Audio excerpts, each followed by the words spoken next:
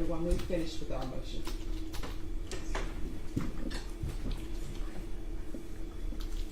And to the courtroom there, send it for the record. Okay.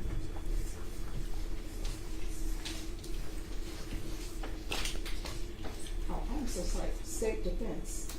Defense state, can you come forward, please?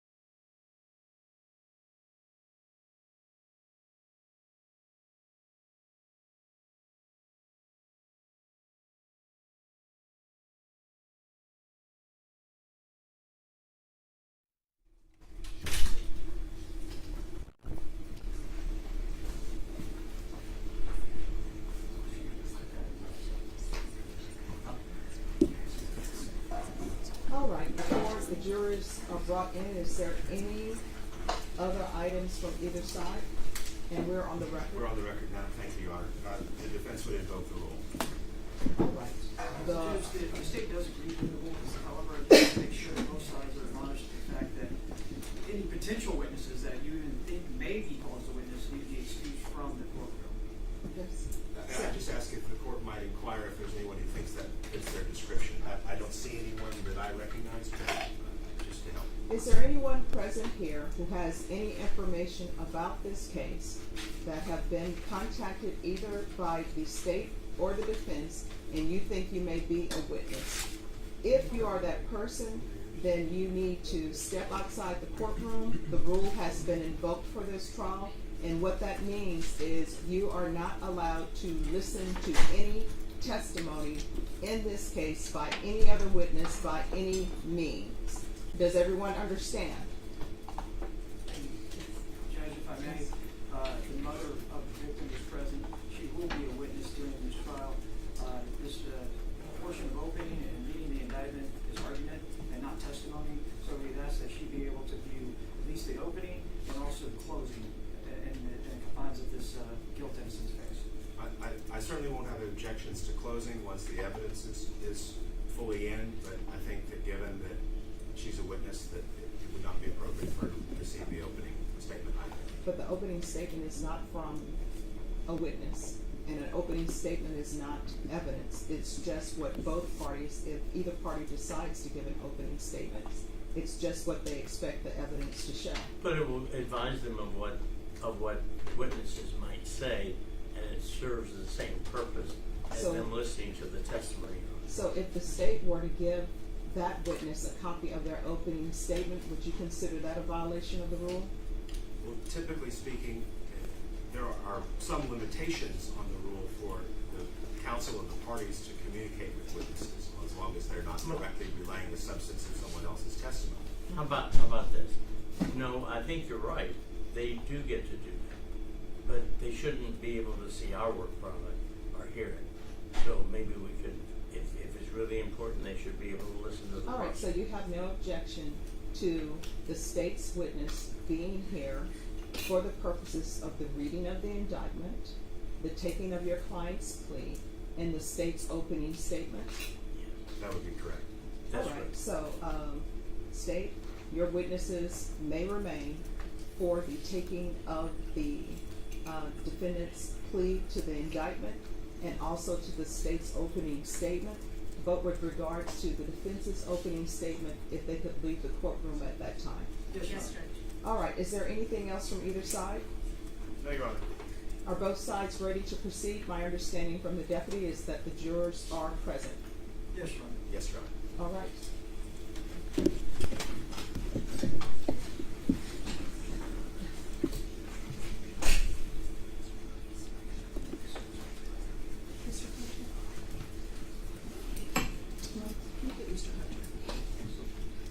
Mr. Hunter, Yes.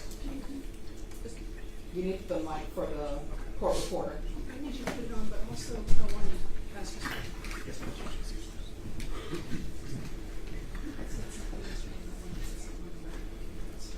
She wants to get him whispering. It was, I just want to make sure it was nothing else. Okay. That we just covered.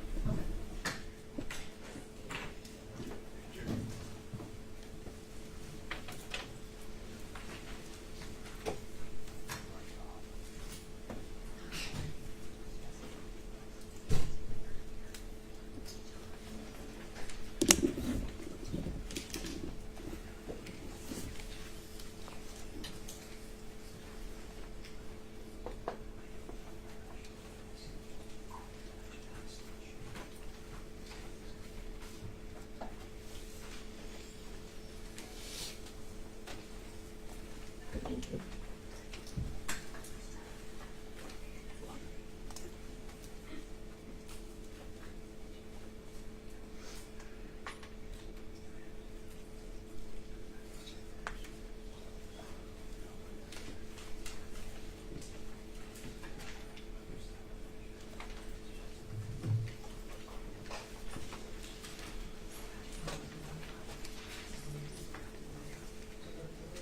You want me to test this for the court reporter?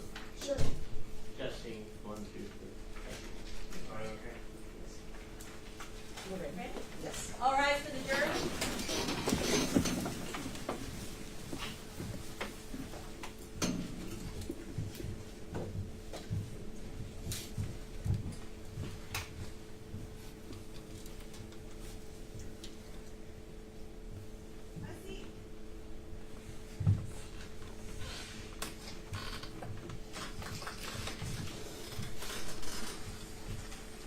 All right, everyone, please be seated. All right, ladies and gentlemen, sorry for the late start. What I'm going to do now is I'm going to give you the oath. I know you took an oath downstairs, but this is an oath for this specific case, so if you could raise your right hands for me, please. Do you and each of you solemnly swear that in the case of the state of Texas versus Taymor McIntyre, you will a true verdict render according to the law and the evidence, so help you God? All right, you can lower your hand. State, are you ready to proceed? Yes, Your Honor. All right, you may proceed. True bill of indictment. In the name and by the authority of the state of Texas, the grand jury of Bexar County, state of Texas, duly organized and paneled and sworn as such at the November term, AD 2019, of the 187th Judicial District Court of said county, in said court, at said term, do present in and to said court that in the county and state aforesaid and anterior to the presentment of this indictment, on or about the 23rd day of April 2017, Taymor McIntyre, herein referred to as defendant, did intentionally cause the death of an individual, namely Mark Anthony Saldivar, herein referred to as complainant, by shooting the complainant with a deadly weapon, namely a firearm, and the defendant was in the course of committing or attempting to commit the offense of robbery of Mark Anthony Saldivar against the peace and dignity of the state. All right, to the indictment, how do you plead? Not guilty, Your Honor. All right, you may be seated. State, do you have any opening statements? Yes, Your Honor. You may proceed. Please support. Counsel.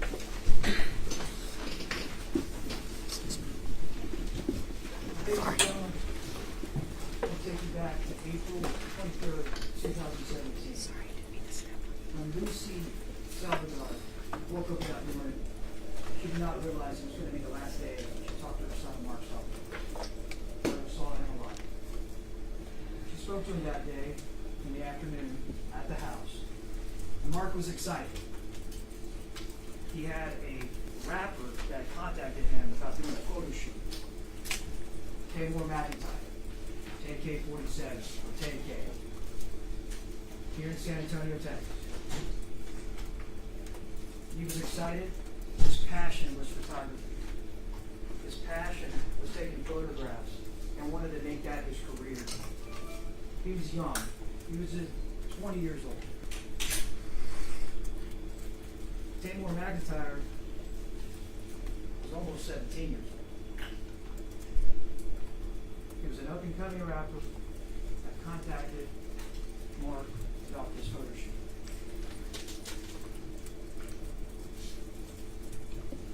And when Taymor came over to pick up Mark from his house, at his mother's house, Mark went outside with his backpack and his camera, very definable white type camera, ran off to his car down the street, black Kia. Little did he know he was getting into that car, and he would be falling off that car later on, shot by this individual that's sitting right over there.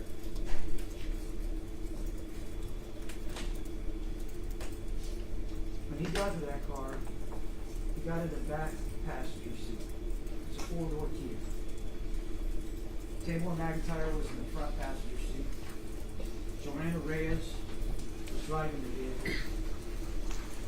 A good buddy of Tay-K's was in the back seat and scooted over to the middle, Jalen Bell. And then also there was a Jeremiah Rodriguez in the back seat. When they drove away, they proceeded over to 410 and McCullough, across the street from North Star Mall here in San Antonio, Texas.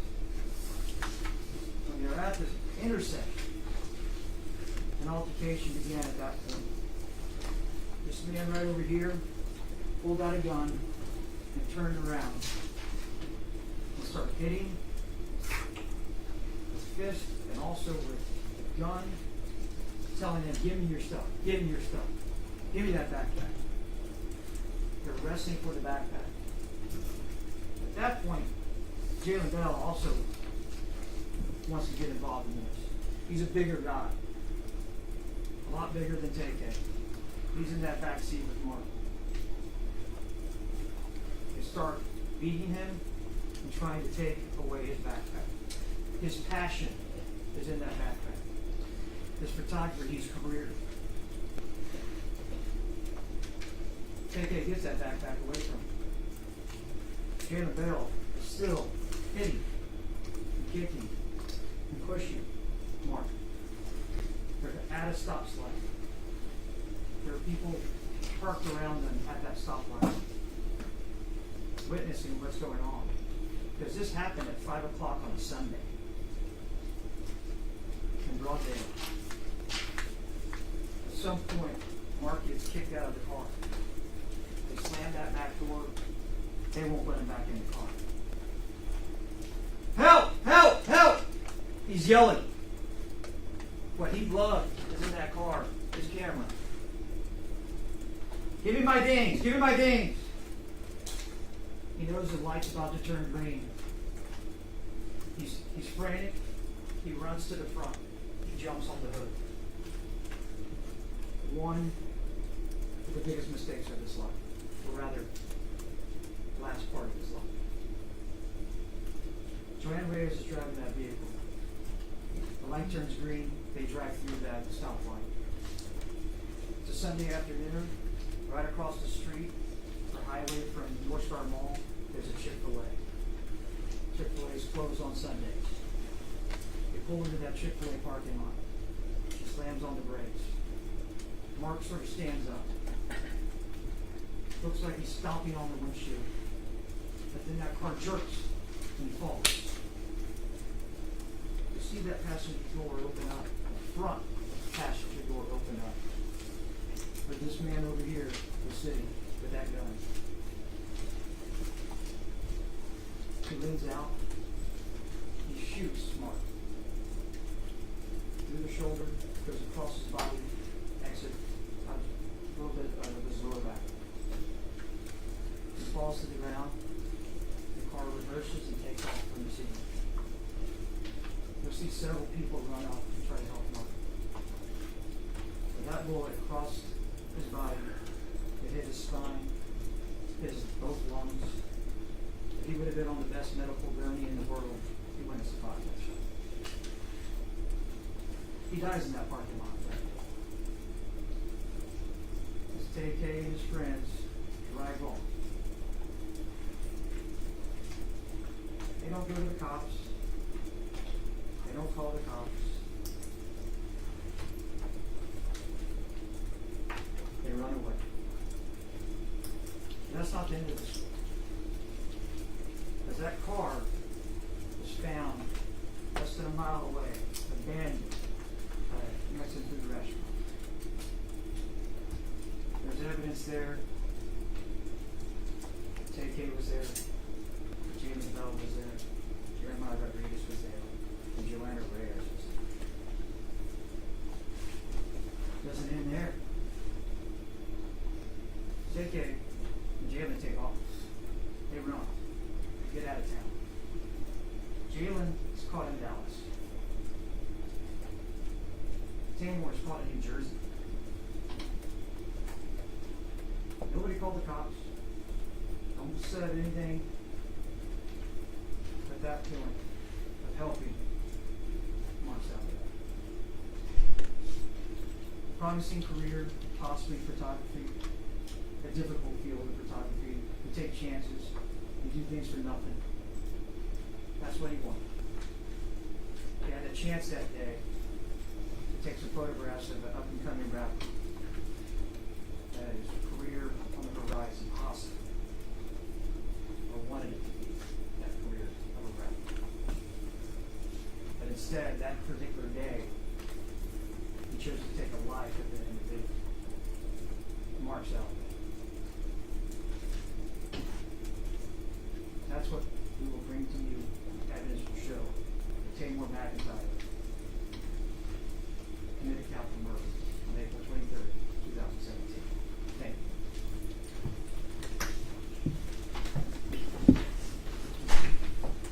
Just one moment.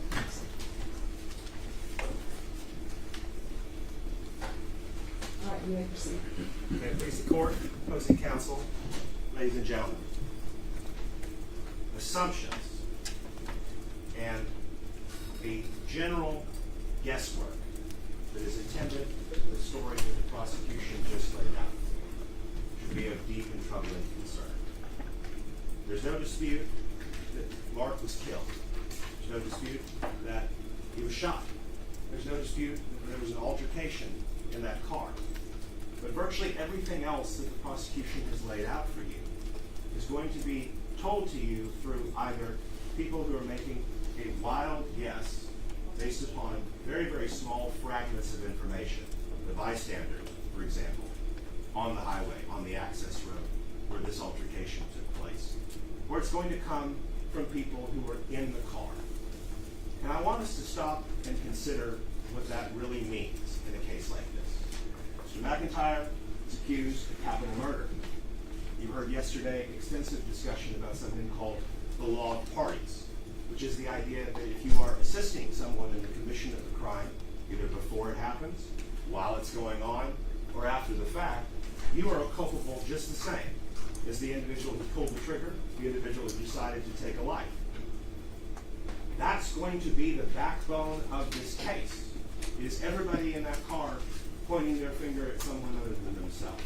And the state paid to get that information developed. Not with money, not with the normal kind of a transaction, but with something that is the most valuable thing a person can trade, their freedom. That's the issue in this case. What exactly caused there to be a fight in this car and who that fight was with is all going to come from people that were occupants of the vehicle and, according to the state's theory of this, participants in what took place. As far as who struck first, what the argument was about, all of that's going to come from the other occupants of that vehicle who have a vested interest in making sure that it doesn't land back on them. The fact the facts and circumstances about where people are seated, who fired the gun, why the gun was fired. All of those are similarly going to come from people with a vested interest in making sure that it doesn't come back on them. And ultimately, all of those things tied together, the way in which this case becomes a charged capital murder against Taymor McIntyre has been spun from the detective's lips to these witnesses' ears and about to be regurgitated back to you just the way the state wanted it, the state paid for it, and the state packaged it. That should be taken with an exceptional amount of scrutiny. And the law in Texas acknowledges that. I expect, after you've heard all the evidence in this case, that you will be charged on something called the accomplice witness rule, which tells you that in Texas, the law requires that the state provide corroborative evidence other than the testimony of an accomplice or a co-conspirator in order to establish guilt. And it is not alone sufficient to convict that corroborative evidence simply prove that a crime occurred. What the state's going to try and do, I anticipate, is to stack accomplice on top of accomplice on top of accomplice to try and convince you all that that's sufficient to corroborate the offense. Don't let them do it. That's not how the law works. And you all would have to take each of those accomplices as being inherently suspect and recognize that they can't corroborate each other. And what we're left with at the end of that is going to be the actions of law enforcement investigating this case, which, as my colleague Mr. Goldstein will explain to you in a moment, were subpar, suboptimal, and not acceptable, especially when we have this kind of a case on the line. The investigation done here was half-hearted, lazy, negligent, dilatory, and ultimately was substituted by reliance on these accomplices as the proof in the pudding, as it were, that a crime was committed. You're also going to hear some evidence about the aspect of the case Mr. Garrahan described to you, which is that Mr. Saldivar got on the hood of the car after some altercation took place in the vehicle. That is to say, there will be people that testify who were just on the roadside, that in broad daylight on a Sunday, there was some kind of an altercation in that car. Accounts will differ. Some people describe the individual as an African-American man, young. Some will describe that individual as having a pistol. Some didn't see one. Some will describe that individual as being a Hispanic young man. Some will say that the Hispanic young man had a gun. Some don't. All of those things, I think we have to understand, just are what they are. This happened in the flash of an eye. It happened in a place where you don't normally expect to see something like that. We're talking about Chick-fil-A over on the north side of town, across from North Star Mall. Not your normal 5 o'clock Sunday activity. And what they saw is what little piece of this overall story they saw. But what seems to be consistently accepted, at least by the lead detective on the case at the end, as he synthesizes all of these little snippets of observation, is that Mark Anthony Saldivar got out of the vehicle, proceeded to argue with the occupants of the vehicle while inside, that are still inside, and then jumped onto the hood of the car and began stomping the windshield of that car. And you'll see the windshield of that car caved in as the result of that activity. You can see where his foot came through, and you can see the rest of it coming through with him. And it is in that context that gunshots are fired. It is in that context that Mr. Saldivar loses his life. We talked yesterday about self-defense. We talked about defensive property. We talked about provoking the difficulty. So fundamentally, I want you to keep those principles in the back of your head, because however these cooperators, these accomplices, decide to paint and shade this version of the story on this occasion, and there have been several, the bottom line is that the things that happened while everyone was in that car had dissipated.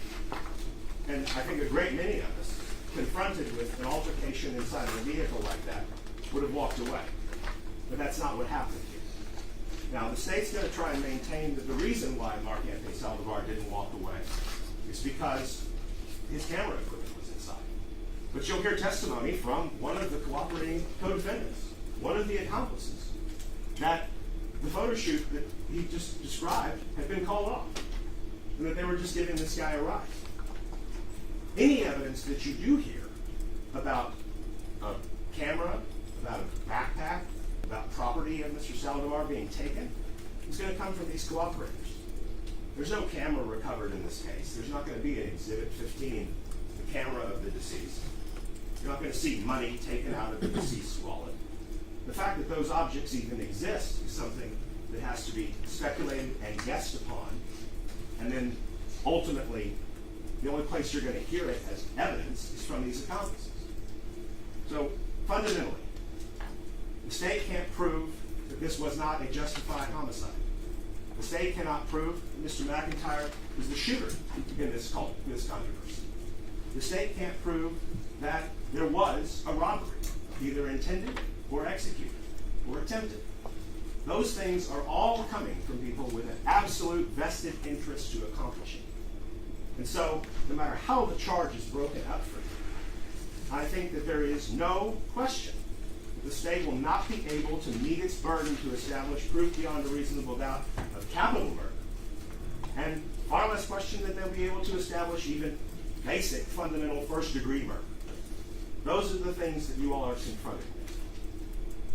I'm going to turn it over now for just a moment to Mr. Goldstein, who's specifically going to talk to you a little bit more about the nature of the investigation in this case, and fundamentally why, as jurors, as you are assessing the evidence in light of your duty to presume Mr. McIntyre innocent, that the investigation in this case should be criticized, and you all should not be filling in the gaps for the police. I want to thank you all for your time.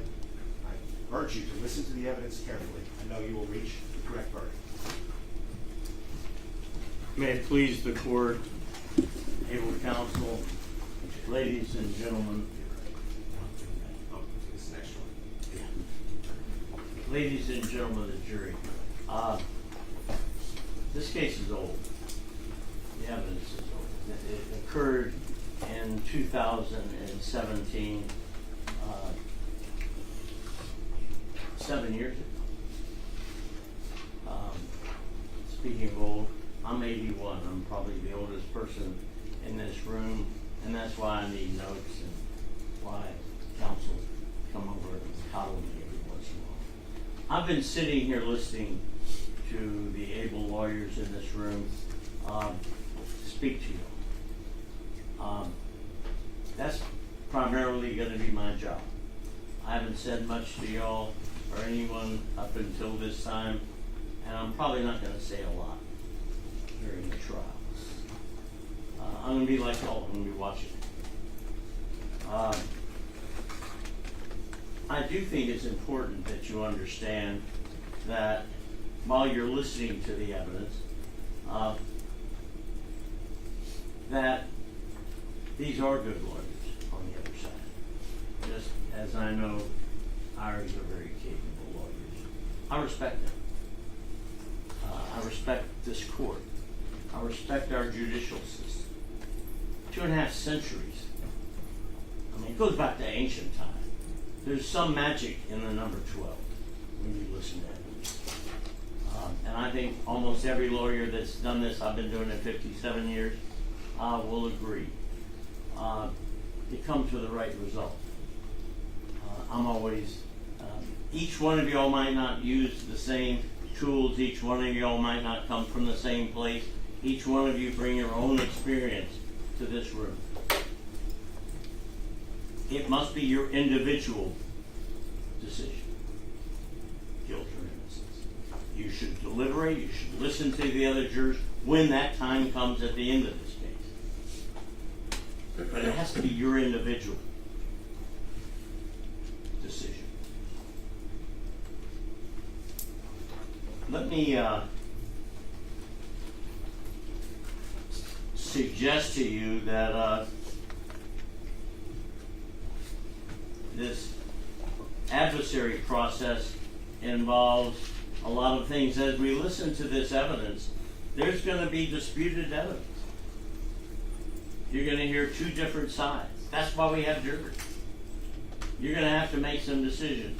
Most of the evidence in this case is not in dispute. Most of it's not going to be contested. And you might think, well, why am I being subjected to all this? That's their job. Their job is to prove, if they can, each and every element of this offense beyond a reasonable doubt. That's the highest standard known to law. They will be, and they're going to be doing their job, and they have to prove each element, and therefore, don't think they're trying to bore you. That's their job. They have to prove it all up. So you're going to be listening to that evidence as we talk about evidence in this case. They get to go first and last, if you notice. There's a reason for that. They have that heavy burden of proving beyond a reasonable doubt. Therefore, we give them the chance to open and, at the end of the case, to close. They'll be the last you will hear from. The last evidence, the last argument. And that's as it should be. But we're kind of squeezed in the middle like a ham sandwich. I'm Jewish, so maybe it wouldn't be a ham sandwich, but it'll be a sandwich nevertheless. Let's say turkey sandwich. Some people have described it that way. There are some matters that are in dispute. And I want to warn you in advance, each side will vigorously present their evidence. There'll be objections. We may have disputes. We may offend each other on occasion. I hope not. I believe in the collegiality of fellow lawyers. Like I said, I respect these. But we're going to have some disputes. I may offend them from time to time. I may offend the judge on occasion. I may, God forbid, offend one of y'all. My hope is that if the lawyers should perchance offend you on occasion, hold that against the lawyers. Hold that against me. Tell me about it after this case is over with. Don't hold that against Taymor McIntyre. Tay-K. Please. That's not how our system works. Let's talk about the matters in dispute. Now we'll do that briefly, Your Honor. Taymor McIntyre is charged with capital murder. And as you heard, what they've alleged is this was a murder committed during the course of a robbery or attempted robbery. But that extra part is when you heard all the questions being asked of you during jury selection. Everybody paid a lot of attention. It was because that's what's required to prove that offense. You have to prove both murder and that it was during the course of a robbery. And that's going to be an issue in the case. But let's talk about one of the disputed issues, the murder, the shooting. It is interesting in this case, what you will find is that there was only one spent shell casing found in the car. The black Kia that was owned by the state's key witness.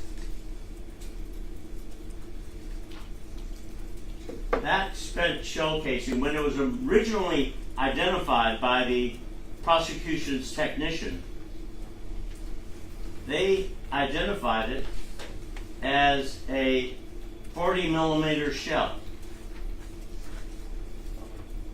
Later, another I'm not sure, but the technicians in the prosecutor's office, weeks, months later, re-examined the shell casing.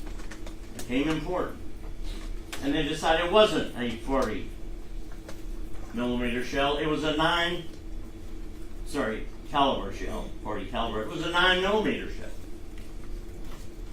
That casing, that spent shell casing, as most of you know, comes when you fire a projectile, a bullet.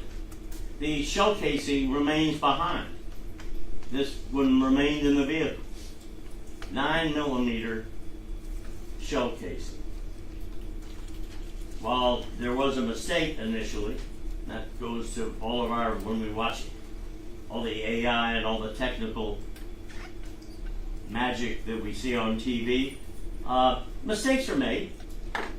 It may not be important in this case, but I think we can all agree now it's a 9mm, not the 40mm that they originally thought it was. That empty, spent shell casing found in the black Kia that was located the night of April 23rd, 2017. So there was only one shell casing found. There was another bullet. It was a 350 caliber, 380. I've got my muzzle sniffer here to correct me. 380. That's not a derogatory comment. There was a 380 bullet, but it had not been fired. And that bullet was found in the seat where Taymor, Tay-K, allegedly was sitting that night. But the only spent shell casing, the only one that was fired, that's found in the black Kia that night, is a 9mm spent shell casing. There was also only one weapon recovered in this case. It was a 9mm Smith & Wesson, seized from the co-defendant that able counsel for the prosecution mentioned to you earlier, Jalen Bell. He had a 9mm Smith & Wesson, the same caliber. It was months later when he was arrested in Dallas-Fort Worth area. But it was the same caliber, the one weapon that has been seized, as the one shell casing that was found. Now, you've got one shell casing, 9mm, one weapon, 9mm, a Smith & Wesson. And you would think that the evidence would show that they compared it. That weapon sat for 7 years in evidence rooms between Fort Worth and San Antonio. Years here in our own evidence rooms. No one ever tested them. No one ever compared them until John Hunter. He kind of looks like Harry Potter, doesn't he? Well, no offense. He was one of my best students, and he worked for me for a long time, so I think I have the right to make fun of him. He makes fun of me too, and he'll probably hear it. But here is the interesting part. No one ever compared them until he requested from this able prosecutor, who then located the weapon, and they had it tested by a technician, like the prosecution technician that mistook the 40 caliber that was actually a 9mm. And he says that that weapon, that 9mm spent shell casing, matched the weapon that had been sitting in evidence rooms for 7 years. You're going to hear, I believe, conflicting testimony. It's going to be brought to you, but it's not that we have to wait. Remember I told you, they get to go first and last, and we're kind of sandwiched. Well, the part of our sandwich is after their piece of bread that goes first. They get to go first. So please, it's like, you've all been to the movies and you see a trailer and you think, God, I'm going to like that movie, and you go see the movie and it's not nearly as good as the trailer. You think, I wasted, when I was a kid here, I could go to the Majestic for 15 cents. It's a lot more expensive now, but even then I felt ripped off when I thought, geez, the only good part of that movie they showed me in the trailer. And I sat there for 2 hours. Well, I I'm going to ask you to wait to hear this conflicting evidence.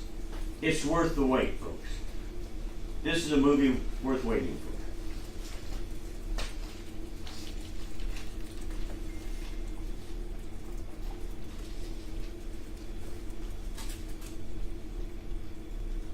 for. Additionally, and kind of almost more importantly, is that the state, after 7 years, finally asked Jalen Bell, this co-defendant, about the 9mm weapon that he had. And he said, "Oh no, that's not the weapon I had back in April of 2017. That was a different Smith & Wesson 9mm. 7 years later, what are we supposed to do about that?"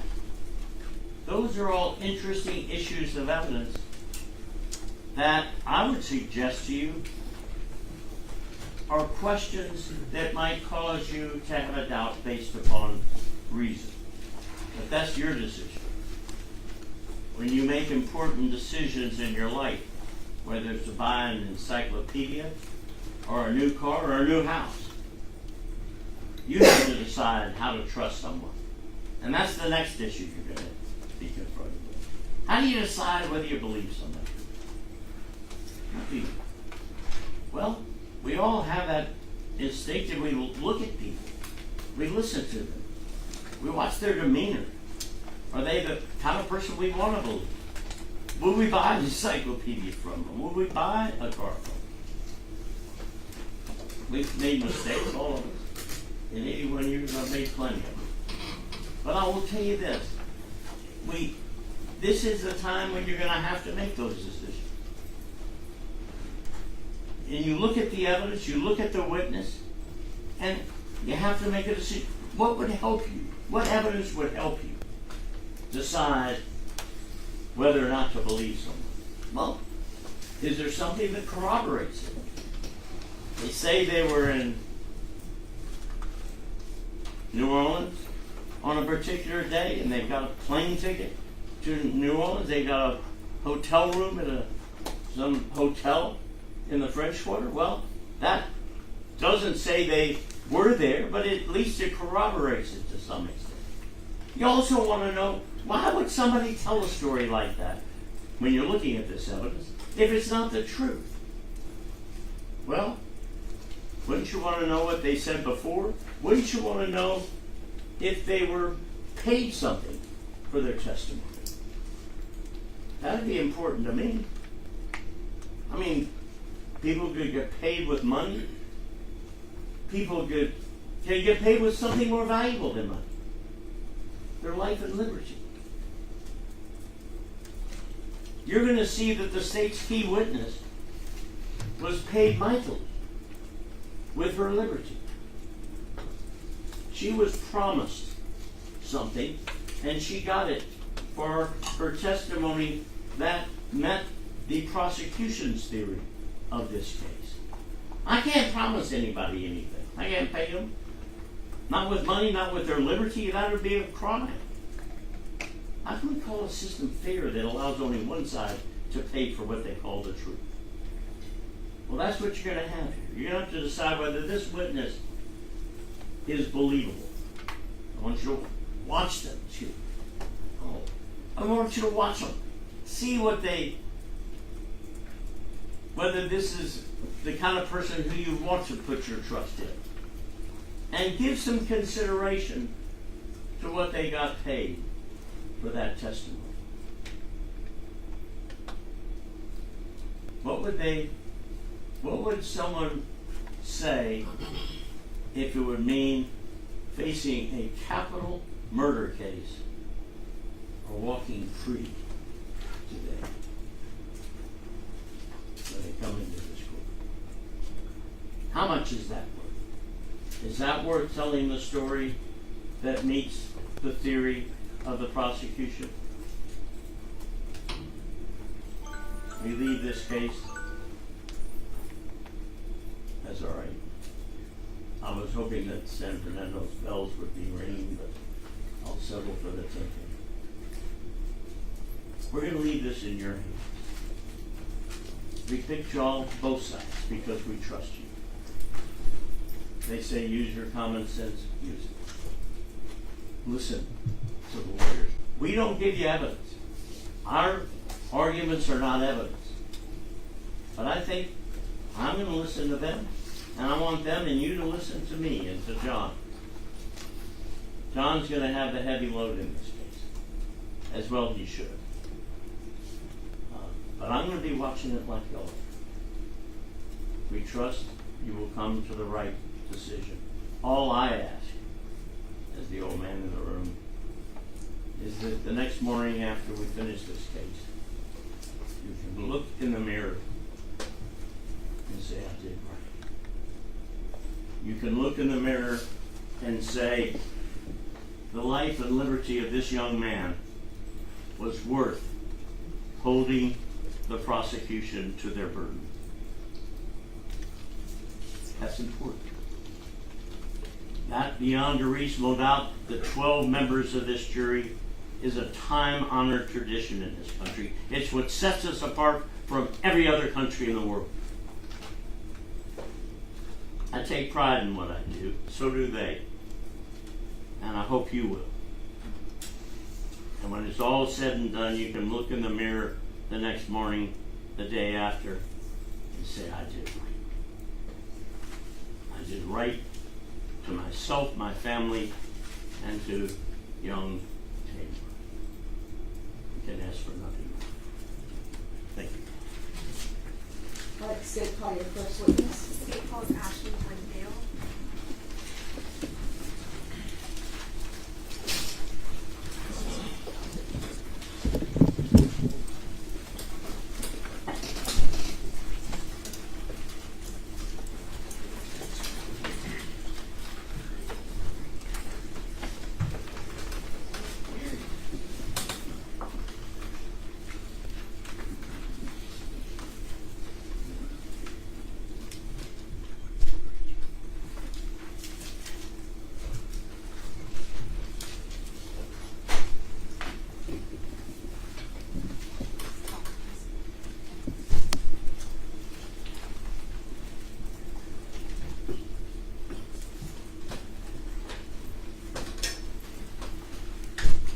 So do you need a copy of anything?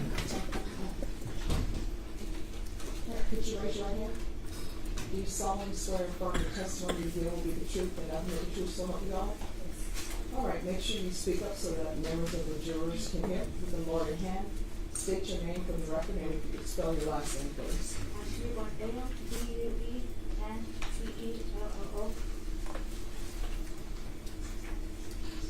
Ms. Glendale, is it my witness, Judge? Yes. Ms. Glendale, there's a microphone in front of you, so I'm going to ask you to use it because you're a little soft-spoken, okay? No, the Yes, one I can do that. Can you put that on your shirt? And then it's-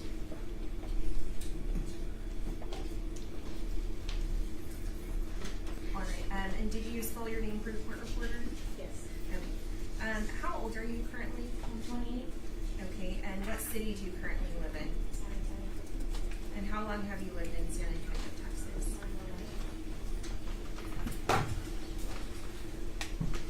Sorry, I'm going to reposition because I'm having a hard time.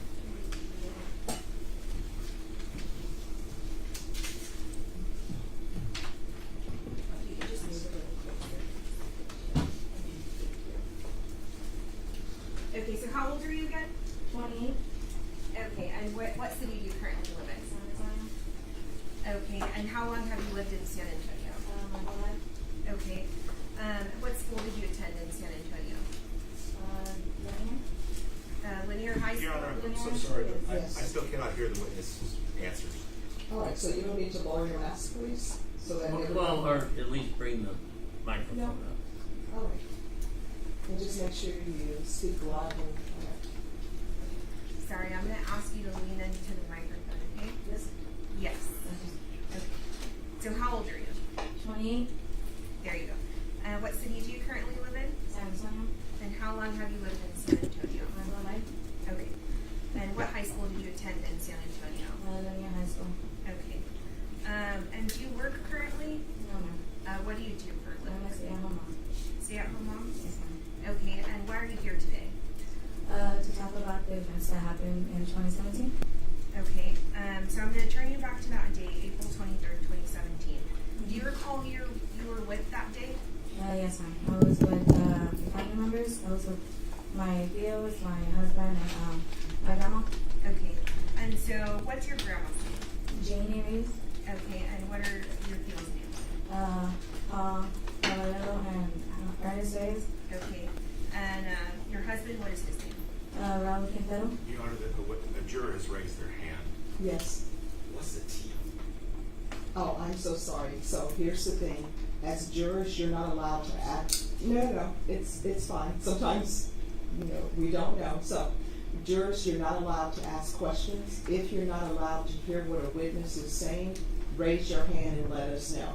But the state and the defense, they are the persons who will be asking the questions. And if there's a question that you wouldn't like a witness to have been asked, you would just have to go with the questions that both sides have asked. All right, you may continue.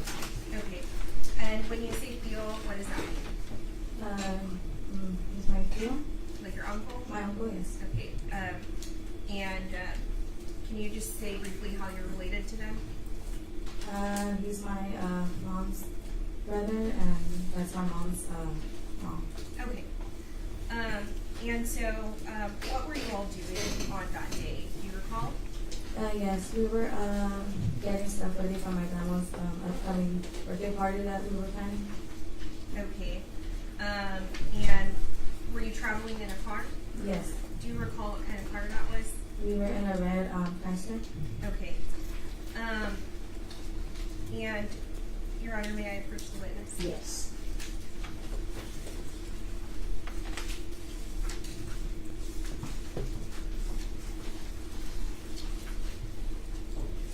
So I'm going to show you what's been marked down as State's Exhibits 1 and State's Exhibit number 2. Have you seen these photos before? Yes, ma'am. And are they a fair and accurate depiction of the objects that are contained within on the day of the offense? Yes, ma'am. Okay, Your Honor, contender to defense for inspection. The state offers States 1 and 2.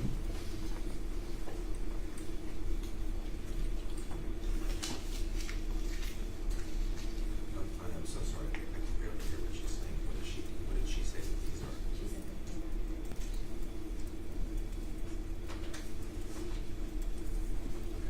No objection.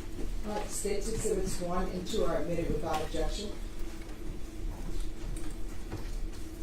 May we publish, Your Honor? Yes.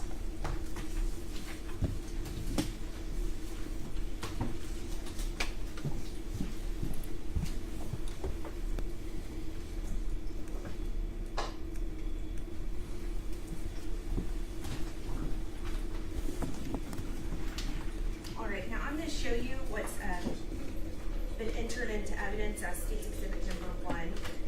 And you've just had an opportunity to look at that, but is that the red Chrysler that you were traveling in? Yes, ma'am. Okay, can you tell me who's in the driver's seat?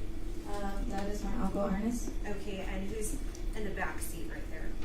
Down is gonna be my grandma. Okay. And in State's Exhibit number 2, can you tell me who's contained in that photo? That is Paul. He was in the front, and that is my husband, Raul. Okay, and so just for clarity, in the front passenger seat, who was sitting there? Paul. Okay, and then in the back, directly behind that, who's sitting there? It's Raul, and then me in the middle, and my daughter on my left. Okay, thank you very much. And so you guys were traveling in the car, and ultimately, did you guys end up at the light at McCullough on 410 Access Road? Yes, ma'am. Okay, and when you pulled up, do you recall what color the light was?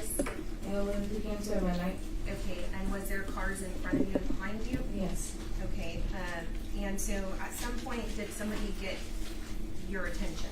Yes, there was a woman who came up to us because our gas tank was open, the lid. Okay, and so, when she informed you that the gas tank was open, what did the people in your car do? Paul was the one who got off and he went to go and close it. And then she informed us that the vehicle Objection, hearsay, confrontation. All right, that objection will be sustained. As a Okay. hearsay. Thank you, Judge. So you can't say what the lady told you, but, so you said Paul got out and closed the gas tank, is that correct? Yes. Okay, do you recall what kind of, vehicle was behind your red Chrysler? It was a black 4-door vehicle. I'm not sure. Okay, and at some point, did your attention turn to that vehicle? Yes. Okay, and why is that? Because there was a altercation that was going on. And Okay. so we all turned to what was going on. Okay, can you please describe to the jury what you observed when you turned around to look inside of that car? When I turned to look around, I did see McIntyre in the passenger side. Your Honor, I'm gonna object. Can we approach? Yes.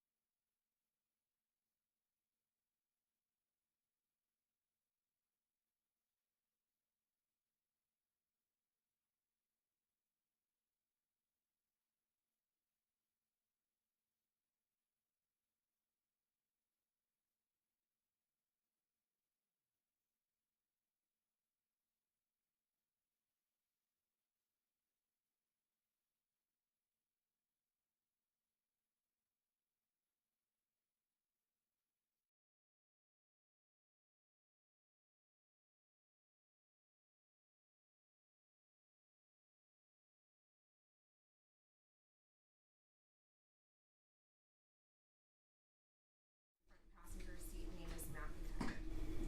After the ended up cashing this within this. I'm All gonna right, renew my so, objection, Your Honor. yes. Your objection is sustained. Ladies and gentlemen of the jury, you disregard her answer with the name McIntyre in it. Does everyone understand?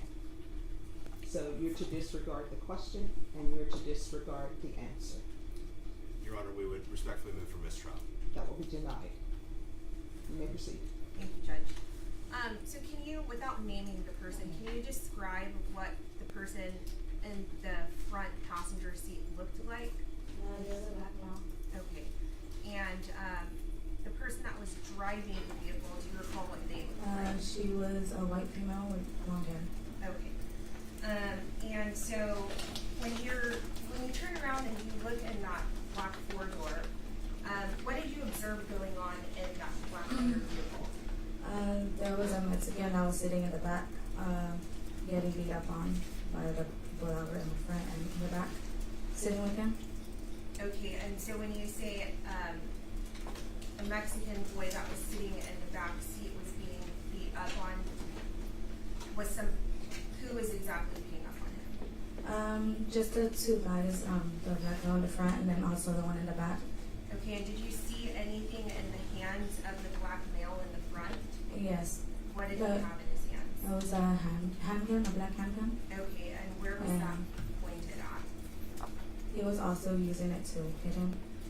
Okay, so it was being used to strike the person in the back seat, is that correct? Mm-hmm. Okay, and so, the person in the back seat that was being struck, eventually what happened with that person? He somehow ended up getting out of the vehicle, and we had thought that was it, but he ended up getting on top of the vehicle after. Okay, and so, when the light turned green, what did your car do? We ended up taking the right that was right there because with the gun situation, we had my daughter now, so we ended up turning to safety, and they ended up going straight. Okay. Your Honor, may I approach? Yes.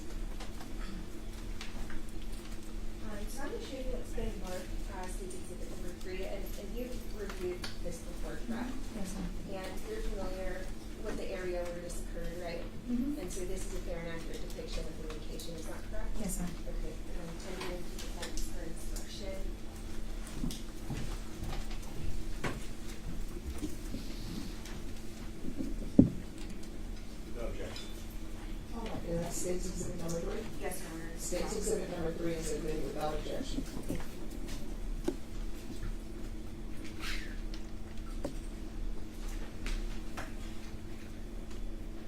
Okay, Ms. Fuenfeo, and so, can you see that okay up there? Yes, ma'am. All right, and so you see where I'm pointing at, and that's McCullough Avenue, correct? Mhm.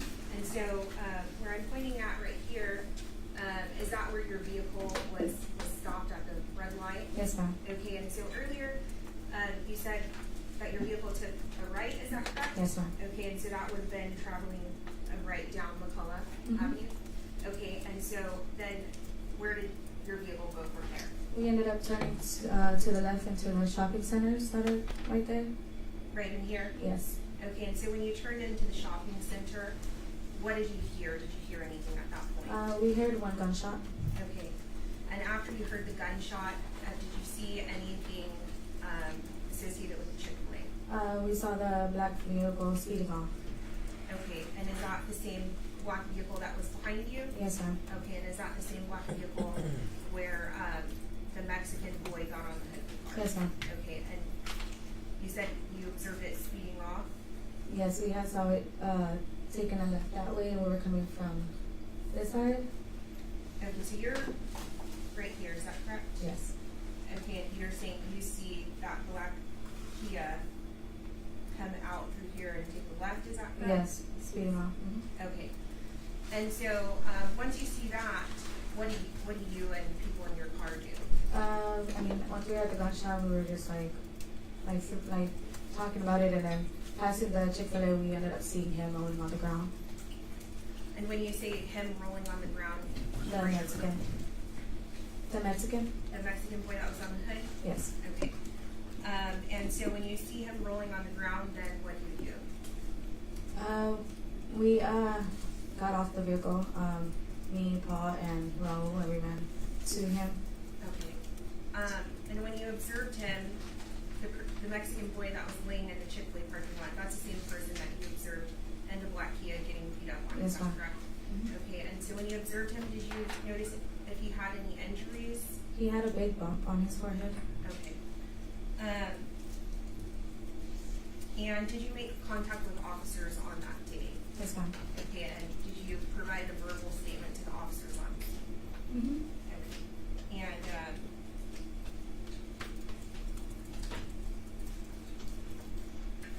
pass the mic. Thank you, Your Honor. Good afternoon, ma'am. How are you? I'm okay. I just have a few questions for you. The first is, did you meet with the prosecutors at all in preparation for your testimony here today? Like 2 weeks ago? Okay. You met with the lawyers themselves or with the advocate, or do you remember? With her? With Ms. Galloway? Yeah. Okay. Did you review anything in anticipation of your testimony? Just everything that happened, like, from the cameras. You reviewed your previous statement? Mm-hmm. Okay. And so you were standing outside the Chick-fil-A when you gave that statement to police, right? Yes, ma'am. Yes, sir. And you recall you were explaining to the officer several things that you had learned from other people in the parking lot, and you were waiting for police to arrive. Do you remember that part of your statement? You don't remember the officer telling you to only tell him what you personally saw? Oh, yes, yes. That happened, right? Mhm. So by the time you spoke to the police, you had already spoken to several other witnesses to the incident, correct? No, just the people I was with.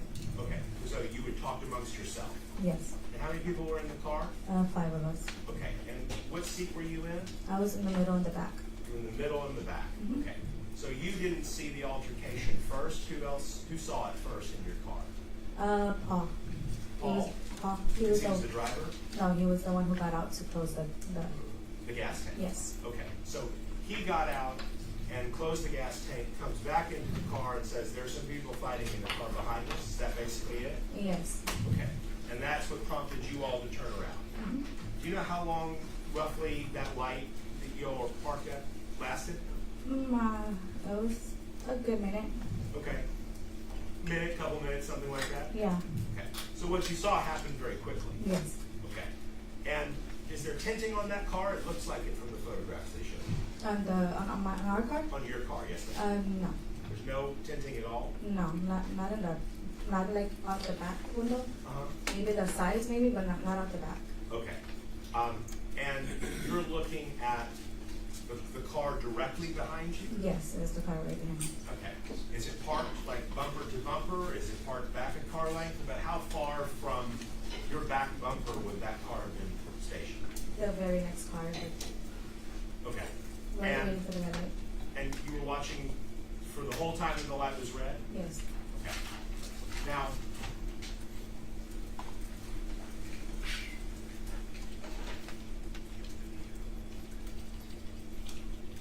you had someone in your lap, right? Yes. Okay. And so when you say that you're watching it, are you talking about craning your neck, or are you talking about you repositioned your entire body so that you're No. looking that direction? Yeah. Look at that. Like, Okay, but you know, basically, your belly button's still facing forward. You're looking back this way? no, I like turned. I was able to turn. So more like kind of a side view? Yeah. Okay.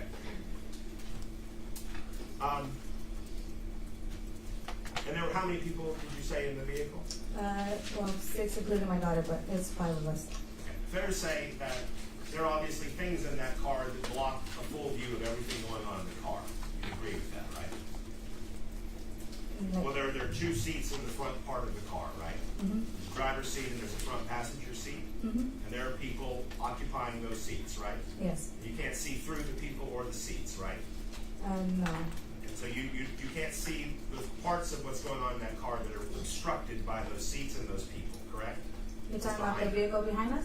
Talking about in the vehicle behind you, when you're looking into that vehicle, you can't see what's obstructed by the front passengers and the front seats, right? Well, you can because the Mexican was sitting right in the middle. So like, even those 2 that were in the front, you were able to see what was going on in the middle.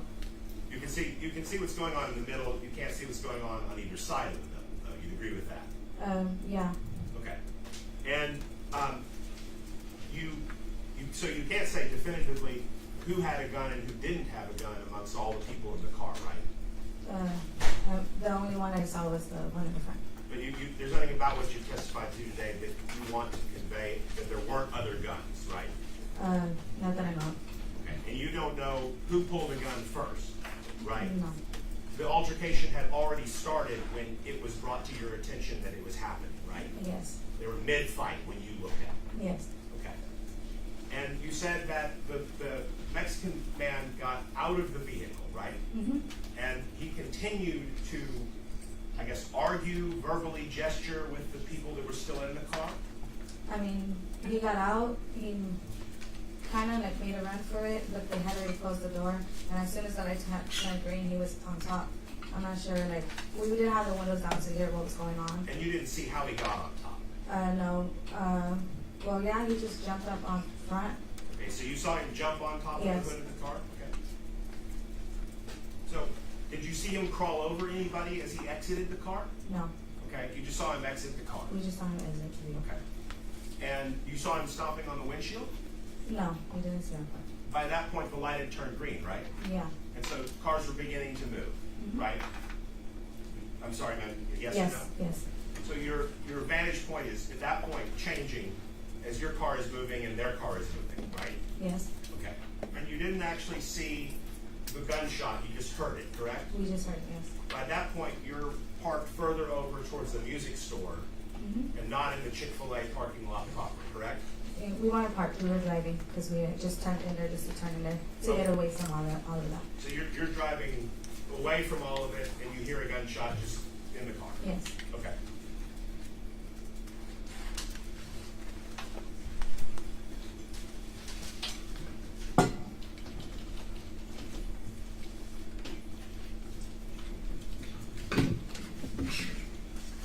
Pass the witness. No further questions. All right, is this witness excused or subject for recall? Excuse me. Excused by the defense, Your Honor. All right, the rule has been revoked. What that means is you're not allowed to watch anything about this trial, and you're not allowed to discuss your testimony with anyone. Do you understand? All right, make sure you keep your clear. And you are excused. State call the next witness. The state calls Paul Caballero.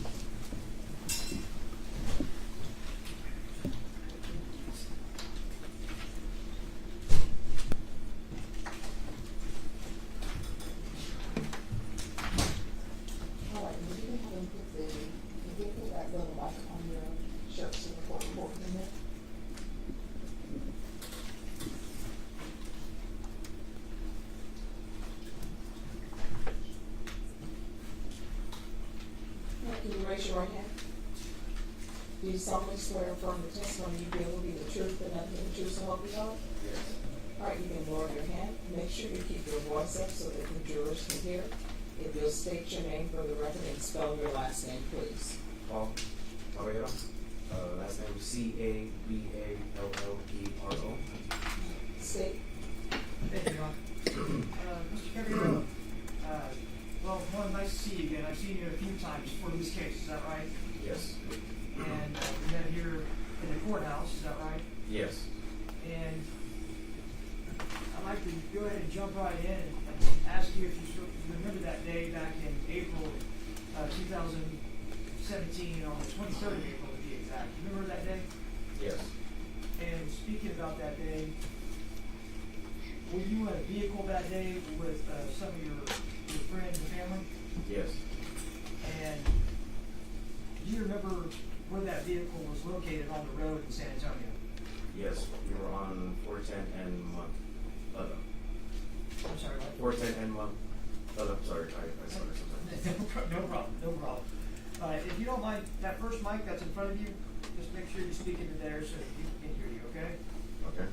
I'm a little hard of hearing, so just bear with me. But one, do you remember what type of vehicle that was that y'all were driving in, or rather that you were riding in that day? Yes, we had a red Chrysler 200. And you want to be approach? Yes. I'm going to show you some items that have already been entered into evidence. State exhibit number 1 and state exhibit number 2. Are you familiar with those? Yes. And are those photos of one of that Chrysler that y'all were in that day? Yes. And does it also show individuals that you know in those photos? Yes. And in state exhibit number 1, can you identify the individual that's driving the vehicle? Yes. Ernest. Ernest? Partner. Thank you. And then do you see somebody in the back seat there? Yes. His mom. His mom, and what's her name? Jamie Reyes. And in state exhibit number 2, can you identify the person standing there? Yeah, that's me. That's you, okay. And then, is there anybody in the back seat that you can see or identify? Yes.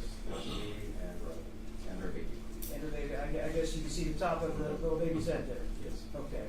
So, in addition to you and Ernest, which was the driver, is that correct? Yes. And were you do you remember where you were sitting that day? Were you sitting in the front passenger seat or the back passenger seats? In the front passenger seat. Front passenger seat. So next to the driver. Yes. And then, is that where Raul was, in state exhibit number 2, is that where he was seated at the time? Yes. And also Ashley and the baby? Yes. And then, of course, we got Janie Reyes sitting all the way to the left in the rear. Yes. Okay. So this is accurate of how y'all were seated when y'all were at the intersection also? Yes. Okay. Now, speaking of the intersection, I'm going to show you what's been marked state exhibit number 3. And are you familiar with this map? Yes. In fact, have I shown you this map before? Yes. And so you've seen this map before. Can you point out on there where that intersection, Nicola and 410 is? And then where was your vehicle at? We were right here, like behind the truck that was in front of us. Behind a truck that was in front of you. So there was a truck in front of you, and then your car. Yes. Okay.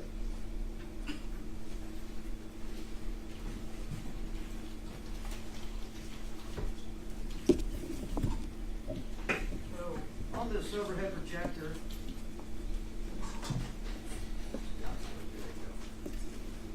I'm going to zoom in here. Now I'm going to point to where you pointed. You pointed to this vehicle right here, Yes. and that's. Let me make sure. This is not a map from that day. Is that correct? No. I mean, some things have changed on this map, but generally this is how it looks. Yes. Because that's the main intersection. It hasn't really changed since 2017. Objection, speculation. That'll be overruled. If you know the answer, you can answer. I'm sorry. Can you repeat the question, please? This intersection hasn't changed much since 2017. at the actual road. It hasn't moved. Okay, yeah, no, the road's the same. I'm looking at this over here, sorry. Hey, bad question. I'll move on with that, but this is the intersection that we're speaking of, correct? Yes, Okay. And you, like you stated just previously, that this vehicle right here is roughly where y'all were at that stoplight, is that yes, correct? yes, And, well, let me ask, when you stopped at that time, at that light?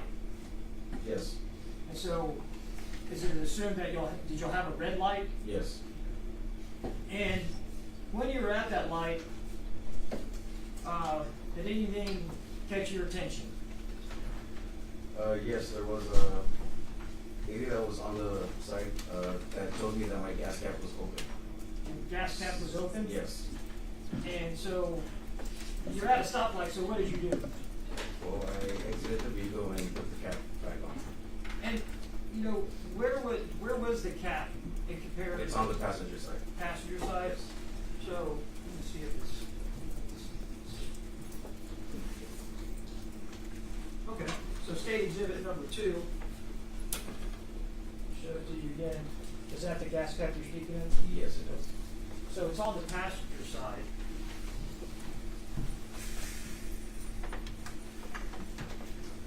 State exhibit number 2 here. A little zoomed in, but maybe we get the picture that there's the gas cap is right there. Is that correct? Yes, And this lady told you that the gas cap was open, yes. and then you exited. So what did you do at that point?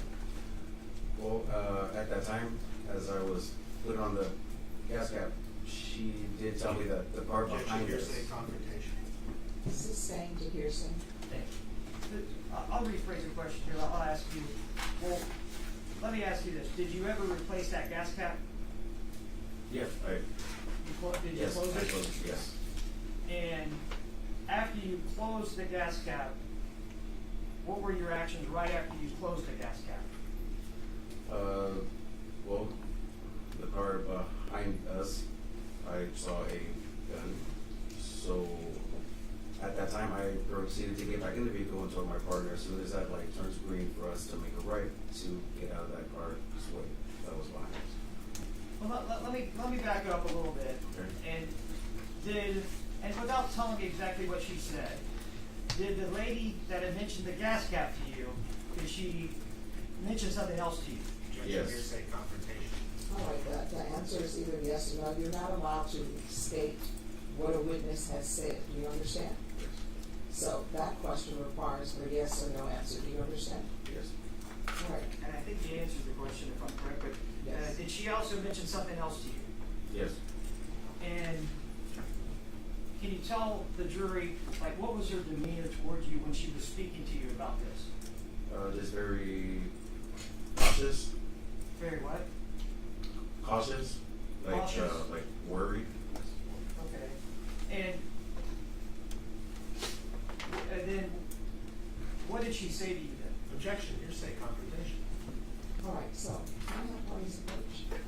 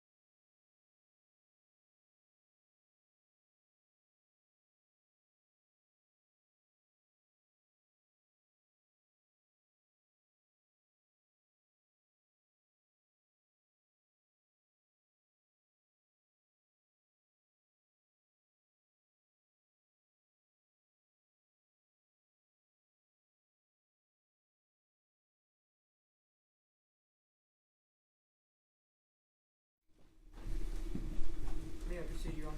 Yes, you may proceed. Well, after this lady talks to you, what do you do next? I get in the car, and then I told my partner once the Objection, light turns hearsay. green. That's gonna be overruled. It's what he's saying. Yes, Your Honor, but it's still he's relaying his out-of-court statement.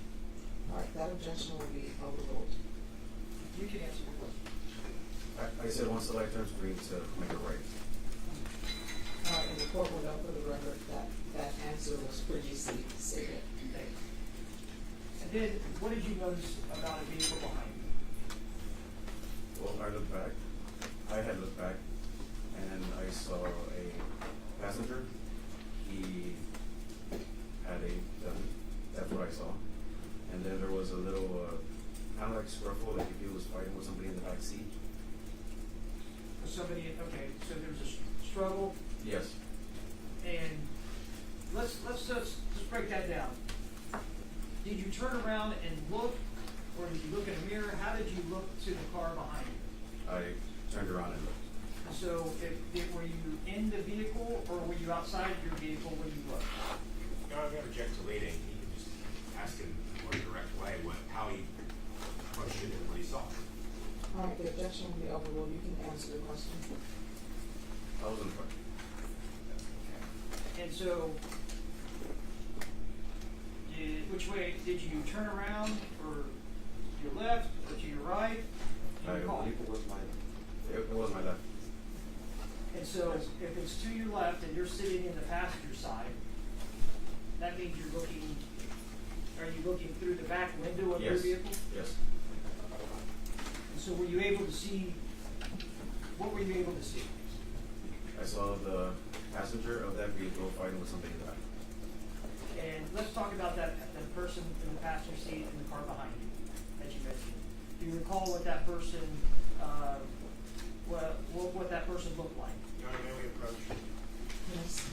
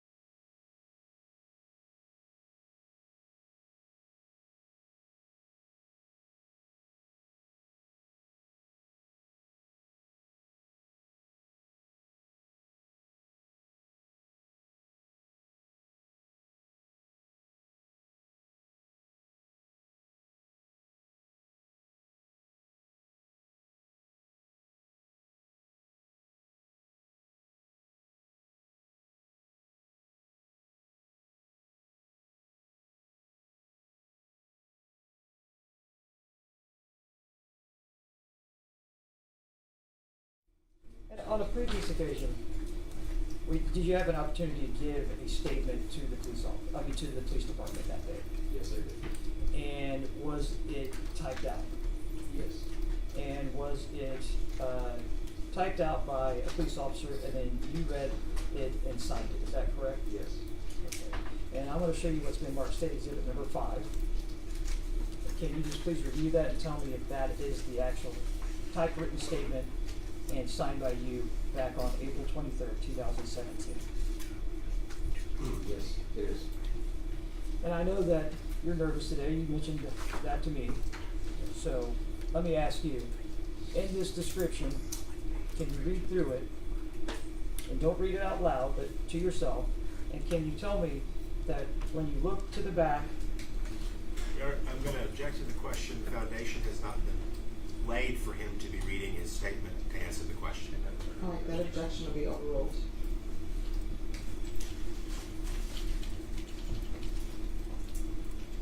for time purposes, And defense, you may move about the courtroom if you want to see what this statement is that's being shown to the witness. Thank you, Your Honor.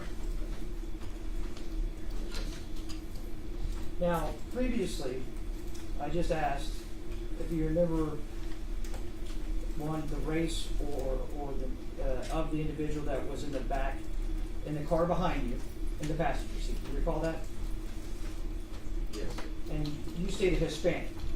Yes, I thought you were referring to the person in the back seat, Oh, not the passenger. okay. So that's where we got confused. That's my bad.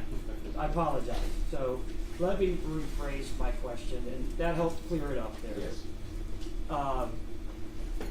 When you looked to the back and you looked at the vehicle behind you, the front seat passenger, describe that individual to the jury. He was African American. And is this the individual that you stated? What would you determine his age possibly to be? Well, he looked really young, I would say he is. Objection asked and answered. Overruled. Now, at any time, if you need to refresh your memory, you can refresh your memory, okay? Okay. That's your statement that you gave. And again, is that the statement you gave back in 2017, April 23rd? Yes. Okay. Now, there was a driver of the vehicle behind you, was there not? Objection, lady. Overruled. I'll rephrase the question. Was anybody driving the vehicle behind you? Yes. And so there was a driver of that vehicle, is that correct? Yes. And can you describe to the jury that driver? Email. She looked really young, blonde hair. And I'm sorry, I couldn't hear you, but did you say the color of hair? Blonde. Blonde. Thank you. Now, you said that in previous testimony, you said there was some type of scuffle. Yes. And can you tell me, who could you see participating in that scuffle? The passenger. And that is the black or African American man that you said was in the front passenger seat? Yes. And what could you see that individual doing? Fighting with somebody in the back seat. I'm sorry? He was fighting with somebody in the back seat. In the back seat. Yes. Now you named the two occupants in the front. Can you describe to the jury any occupants that were in the back seat of that vehicle? I just know there was somebody else in the back seat. I didn't really get a description of that person. Okay. And you see this scuffle going on. At any point, did you see anything else happening back there? Yes. I believe the person he was fighting with did exit the vehicle. He was yelling for help. The person that he was fighting with exit the vehicle yelling for help. Yes. And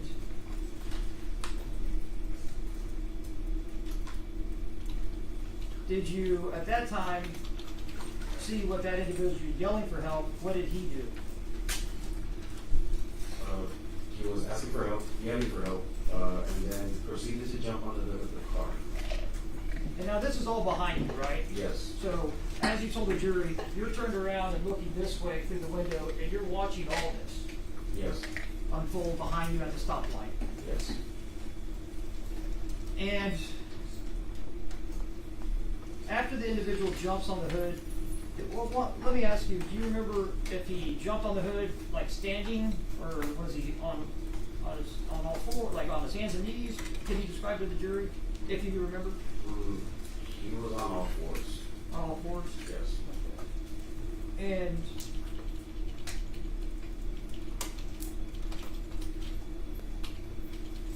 at any time, did the light, what happened? Did the light ever turn green?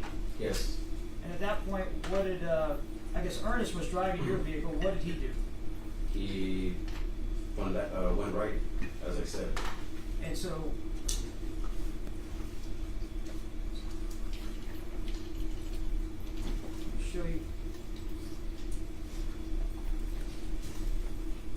you're saying that from this position here, when the light turned green, Ernest took a right. Yes.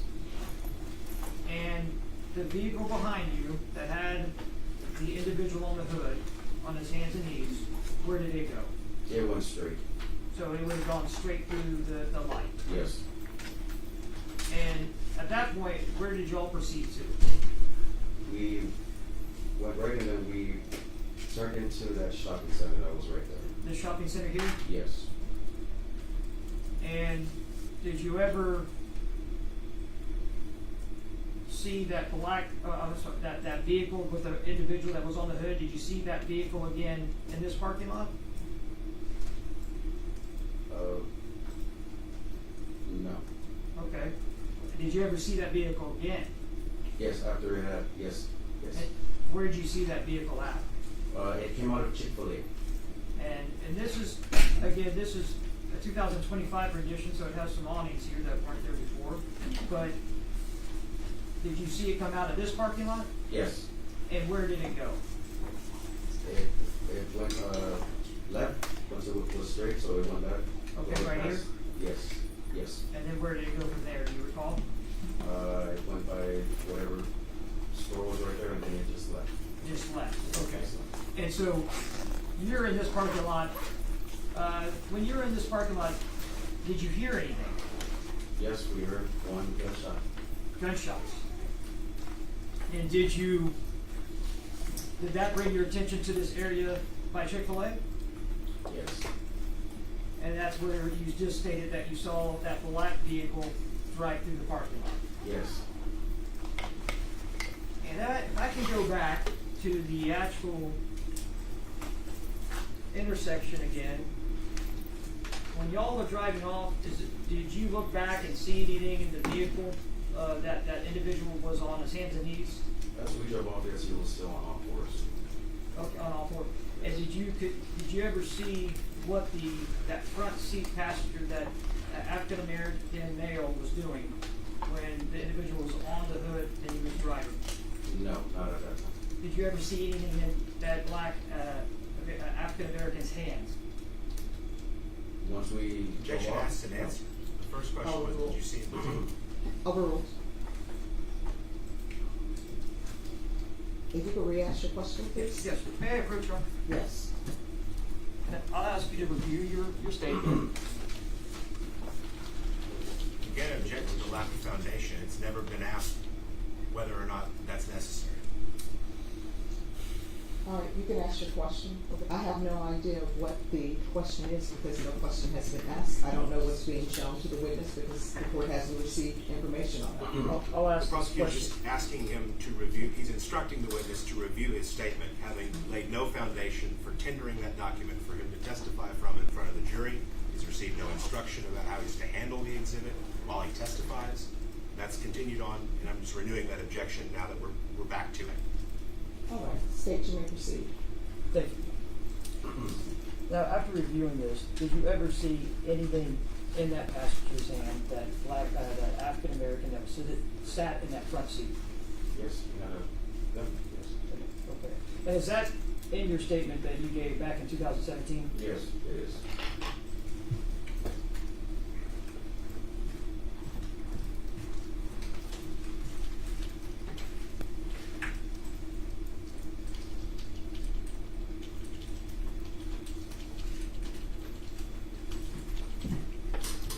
I'm going to show you what state exhibit number 4.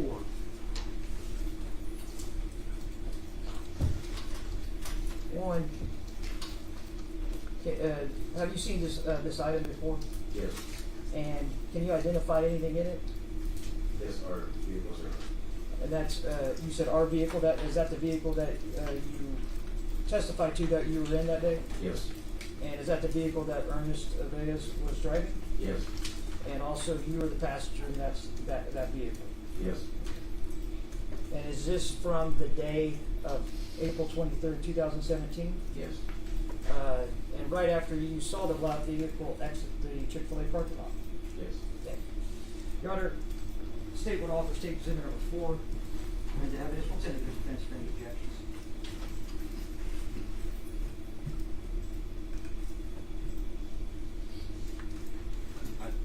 relevance, Your Honor. All right, state relevance. The relevance is, Your Honor, it leads to the credibility that he was actually there that day, and that this was actually what he just testified to, that it confirms that he's in that vehicle passing by soon thereafter of the black vehicle that, with the murder victim. Can I see the state exhibit 4, please? I'm sorry? Can I see the Exhibit state number exhibit four, number 4? Neither is an issue, Your Honor, and there's already an exhibit of that same vehicle in evidence. So it's cumulative and Not the full vehicle, Your Honor. All right, so defense's objection to number 4 is overruled. State's exhibit number 4 will be admitted. Thank you, Judge. May I publish, Your Honor? Yes.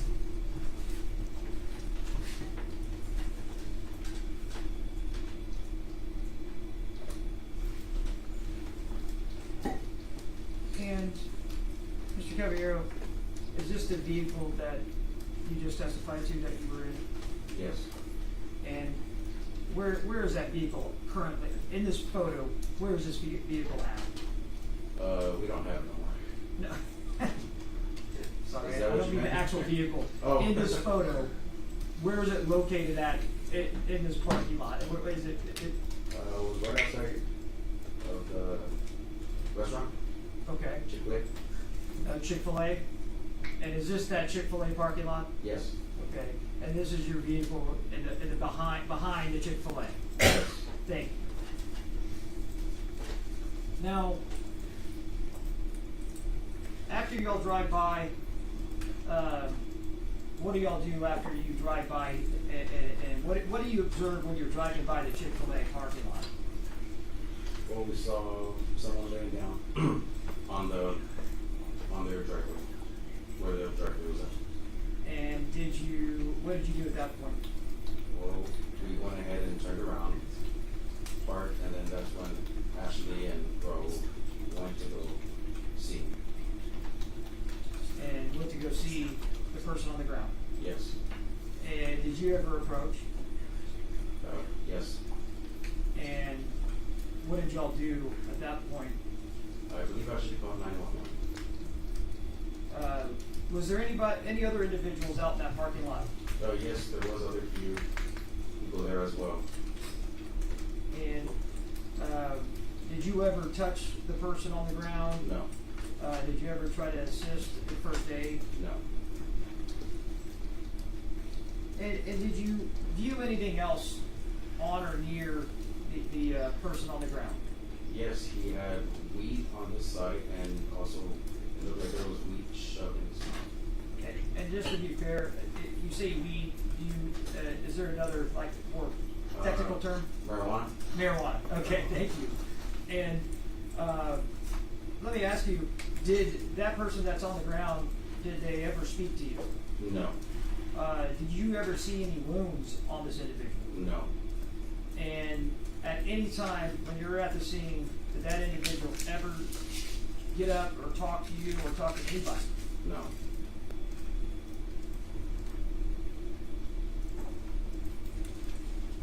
We'll pass the witness, Your Honor. Defense? May I proceed, Your Honor? Yes.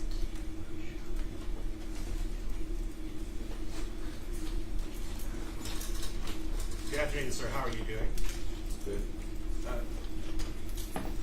Prior to your testimony today, have you spoken with anyone from the prosecution about your case? No. Okay, so the questions that were put to you, that's the first time you've spoken to a prosecutor? Oh, sorry. Yes, we have spoken before. Okay, and in the course of those conversations, have you reviewed any documents in preparation for your testimony? Just my statement? Is that the document Mr. Garahan showed you a moment Yes, ago? yes. May I approach, Your Honor? Yes.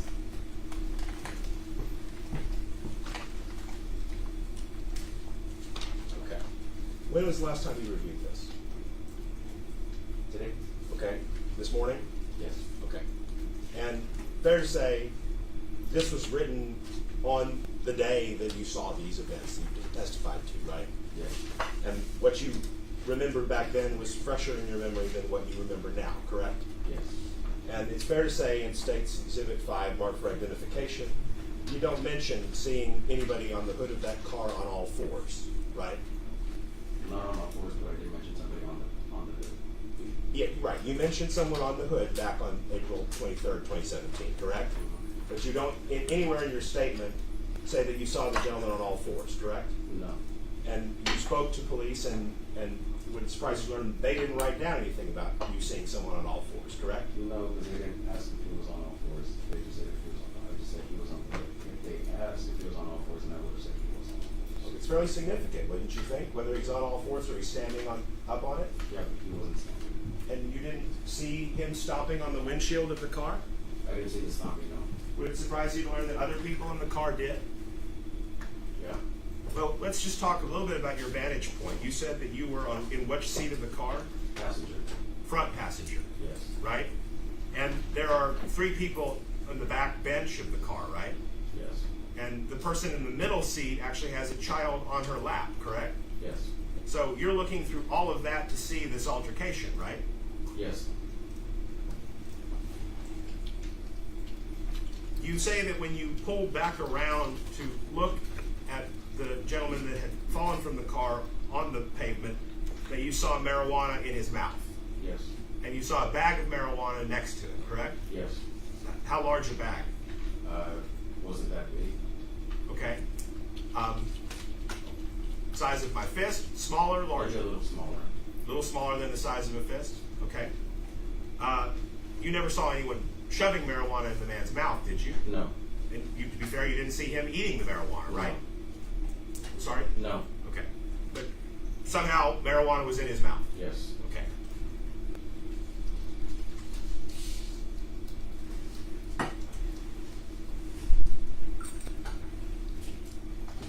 Your view of the back seat of that Kia was also obstructed by the things that were between you and the back seat of that Kia, right? Yes. You couldn't see all of the occupants fully from they were in the back seat of that car, correct? Yes. You couldn't see all the things that they were doing, right? Yes. And you can't say whether there was one gun or multiple guns in that car. You don't know, right? Yes.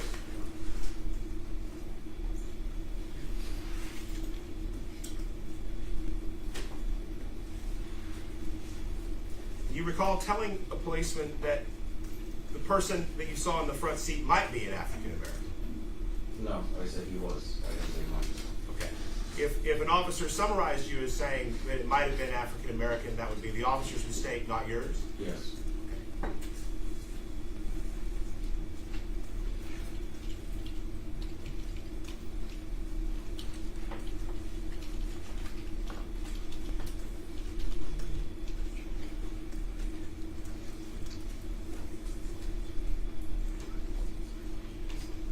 May I approach, Your Honor? Yes.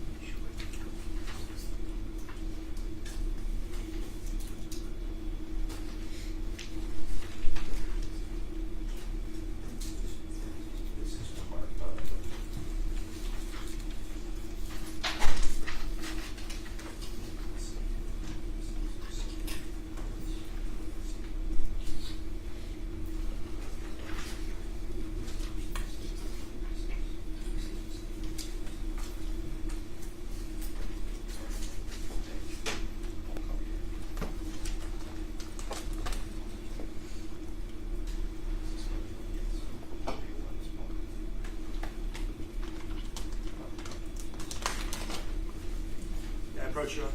Yes.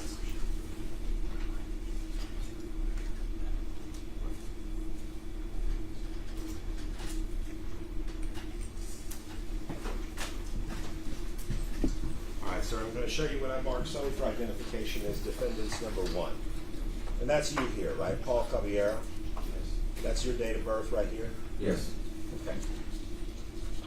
And again, on this page, listing you as W1, that's Paul Caballero, that's you, right? Yes. And then you'll notice here, if you could just read to yourself this sentence in parentheses. And let me know when you finish reading it. This one? Starting at that word, and then reading this sentence in particular, emphasis on that portion. Okay. And again, I'm gonna object to this point, because you're saying lack of foundation. I haven't asked the question. All right, so I don't know what defense exhibit number 1 is.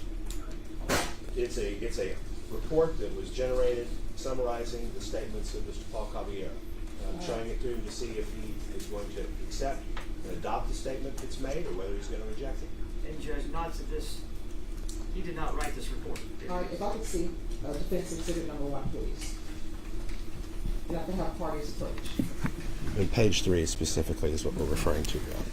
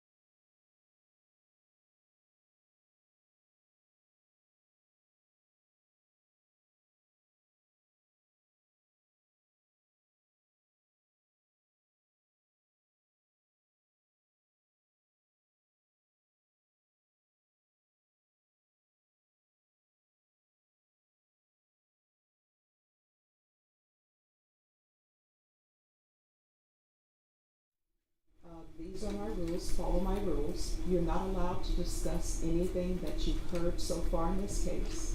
You're not allowed to discuss it amongst yourself. You're not allowed to start deliberating about this case internally on what you've heard. You're not allowed to watch anything, view anything, or do any investigation. Everything that you need to know about this case is to be presented to you inside this courtroom. Does everyone understand? So I'm going to give you all a break, and I'm going to have you all back here at 3:50.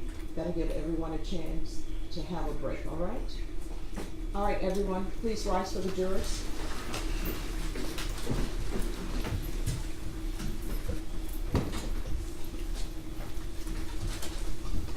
Oh, defense.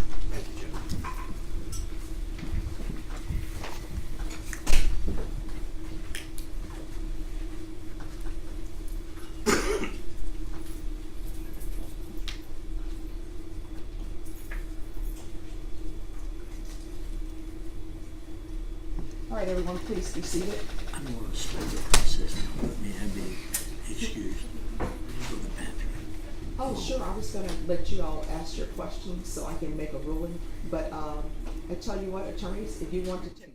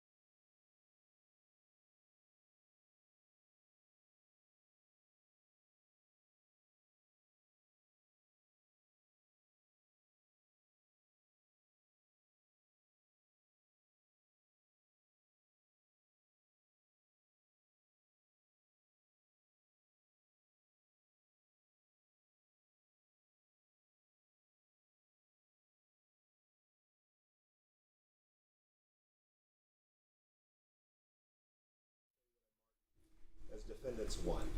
And you had a moment ago to review this, right? Yes. And as we discussed earlier, the events that are being described in Defendants 1 and in your statement, which is States 5, were fresher in your mind back on this date, the 23rd of April 2017, than they are today, correct? Yes. And were you ever given an opportunity before you testified to review these summaries of what you told police? I don't remember if it was. Okay, and fair to say, that day you spoke to officers just word of mouth, back and forth, face to face, before the typewritten statement was given for you to sign, right? Yes. That statement there, as you pointed out in your direct testimony, was written for you and then you signed it adopting it, right? Yes. Okay. And you have had a chance to review page 3 of Defendants 1 that I showed you. Yes. Right? And in particular, this portion of Defendants 1 where it talks about the fact that you saw a white female driver, a possible black male in the front passenger seat, and V1 being the man you saw in the hood of the car sitting in the back seat, right? Yes, but I didn't say possible. Okay, so you're disputing that you said possible. Yes. Okay, but fair to say you gave multiple statements that day. I thought it was just the one I gave. Well, I mean, you just to make sure I'm following. You first spoke to somebody, with your mouth, verbalized a statement to a police officer, right? Yes. And then that officer typed up a summary of what you said, correct? Yes. And he showed it to you, right? Yes. And then you signed it, Yes. correct? Okay. So in terms of statements, there are two. There's what you actually verbally said, and then there's this, right? Yes. Okay. And so you're testifying that you dispute that you said the word possible. Yes. Are you saying that it's not possible that you gave any hesitation about the race of the individual you saw in the front seat of the car at the time? Sorry, it's not like I'll rephrase. I'm not trying to trick you. At the time that you spoke to police, before you signed your written statement, are you testifying that there's no way that you could have expressed any doubt or confusion or uncertainty about the race of the person you saw in the front seat? I wasn't 100% sure. Okay, and it's your testimony, that's how you conveyed it? Okay. Now, I guess that's the extent of the proffer, Your Honor. May I be heard, Your Honor? Sure, but what I can tell parties is this. You can use whatever statement you want to use to refresh someone's recollection, but if you're seeking to impeach a witness with a statement that is not their statement, but it's something someone else has said, that's something completely different. So the question becomes, are you seeking to impeach this witness, or are you seeking to refresh their memory? Or are you trying to do an inconsistent statement? I would suggest that since the statement wasn't his statement, which the state used, was to refresh his recollection. They didn't offer it. They weren't asking him to adopt it. They said, does this help you to recall? They were refreshing his recollection. We're entitled in front of the fact finder, I believe, under the law, to ask him that same question, which he did out here without the jury, and ask him if the officer says, and I want you to read this, that you said possibly, that does not refresh your recollection. And he can say, I'm 100% sure I didn't say that. That's fine.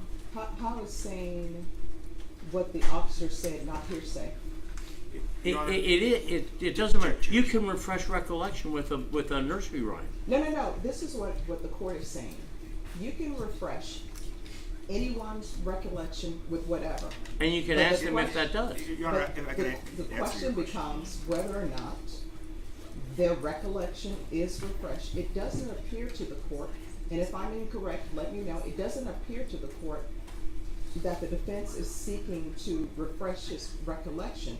It appears to the court that either the defense is trying to say this is an inconsistent statement, or you're trying to impeach the witness. And the inconsistent statement, or what you're trying to impeach the witness with, is some synopsis someone else is writing. Right, but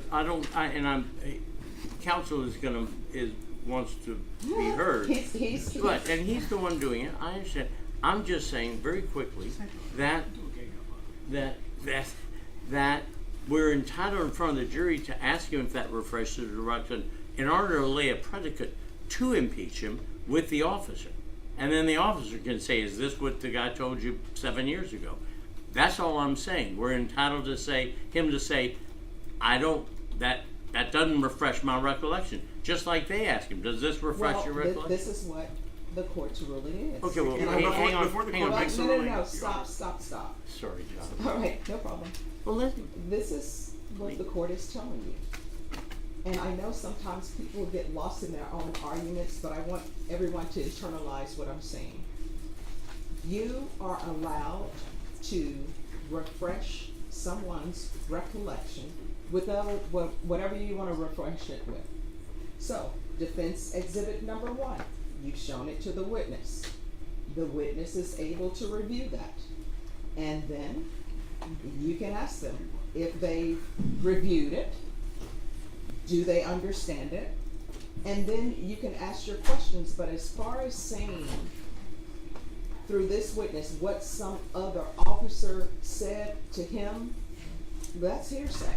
No, it's what he said to the officer, and we're entitled to ask him, does what the officer wrote 7 years ago refresh your recollection? We're entitled to ask that in front of the jury. If I Hang may on, be John. heard, Your Honor. Yeah, just- I want to yield my time to Mr. Hunter, who I rudely interrupted. The statement is being offered under 2 different theories of admissibility. The first is under Rule 613 of the Texas Rules of Evidence for prior inconsistent statement, and we have laid the predicate for that. The rule states, 613A, prior inconsistent statement of a witness. Foundation, when examining a witness Okay, I know what prior inconsistent statements are. Subsection and 4. And that's what I just said. Your Honor, if I may just be heard, please. Sure. Subsection 4 of Rule 613 states, extrinsic evidence of a witness's prior inconsistent statement is not admissible unless the witness is first examined about the statement and fails to unequivocally admit making the statement. We would submit that the extrinsic evidence of impeachment could be in the form that's presently marked as Defense 1, or that it could be conditionally admitted upon the testimony of the officer who authored that report attributing that statement to the witness. We believe that all of that has been successfully laid down under Rule 613. Alternative. All right, let me just say this. Under Rule 613, that statement that the officer made in his report is not coming in. What's your next rule? Alternatively, under the question of past recollection refreshed, we should be entitled to confront the witness with the statement as a tool to see if it jogs his memory. That's what I'm saying. And the All right, jury so- should be allowed to hear him either say, I remember that, or I don't remember that. You can as I previously stated, you can show him defense exhibit number 1. You can ask him to review it. Once he's reviewed it, you can ask. So, after reviewing defense exhibit number 1, do you still state whatever statement it is?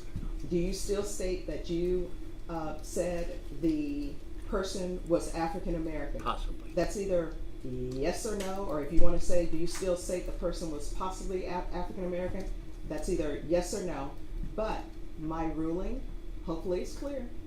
You are not allowed to ask this witness specifically what that officer said as his report in a synopsis. Right. I'm not trying to say what the officer said. What I'd like to do to clean it up is to start over and say, Bring the jurors in. I want to confront him with his statement and ask him what I believe he told the officer. He can deny it.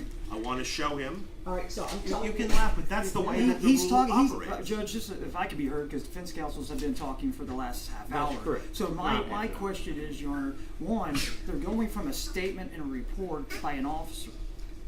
There's a body cam that leads to this, and we may have to do it outside the presence of the jury, but can refresh the individual's memory with his own words and his own vision of himself. It's what the So the fact is that they want to go through a report that an officer may have put possibly a suspect that was black, African American, or whatever it may be.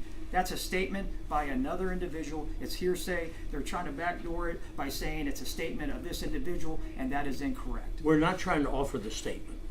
That should be clear. I don't think you offered his statement. I did not. And it's not. Unless you that- want to, that's I'll the, offer a statement. That's what the rule. I'll no, offer a statement No, if you that's like. what I'm saying. No, I'm saying we want to do the same thing you did. And that's all we're asking All for. right, That's so not a statement. Stop. We're off the record for a moment. Defense, state. This is where I expect everybody to keep their arguments. At this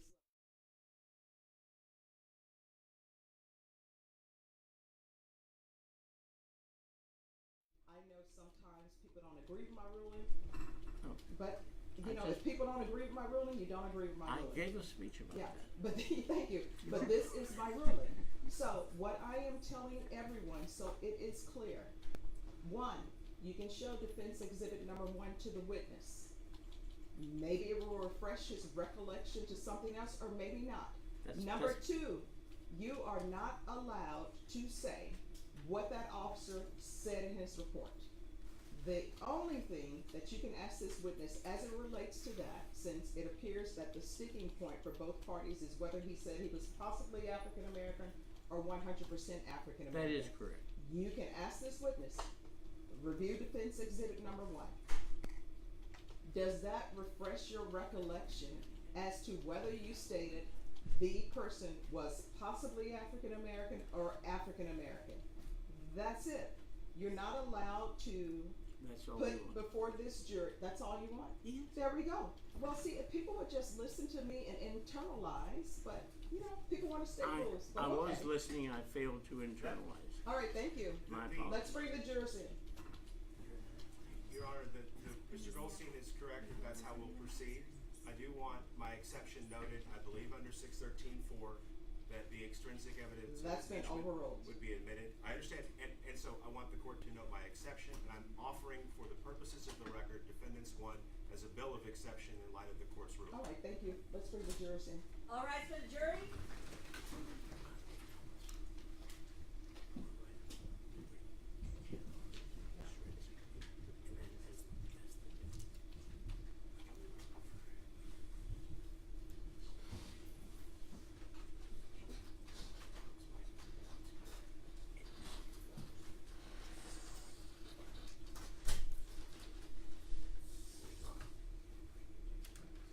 All right, everyone, please be seated.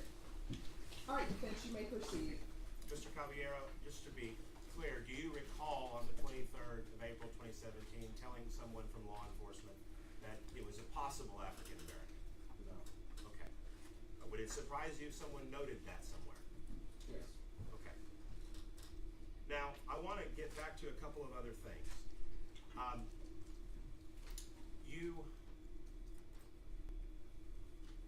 We discussed the fact that you were looking backwards through someone seated in the middle back passenger seat of your car and a child on their lap, right?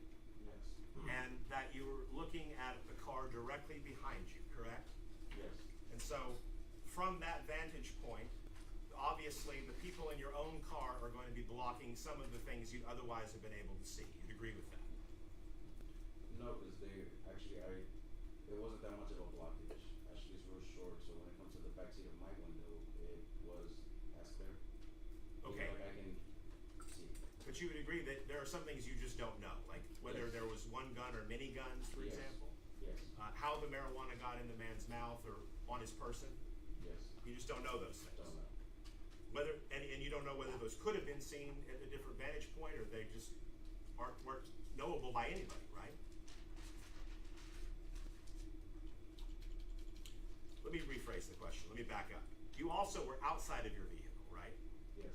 And you were fixing the gas cap, correct? Yes. And that's when you saw the gun. Yes. And when the prosecutor asked you at the very beginning what was the thing that you saw, the first thing out of your mouth was a gun, correct? Yes. Okay. Fair to say the gun's the most significant thing you saw about the whole encounter. Yes. Okay.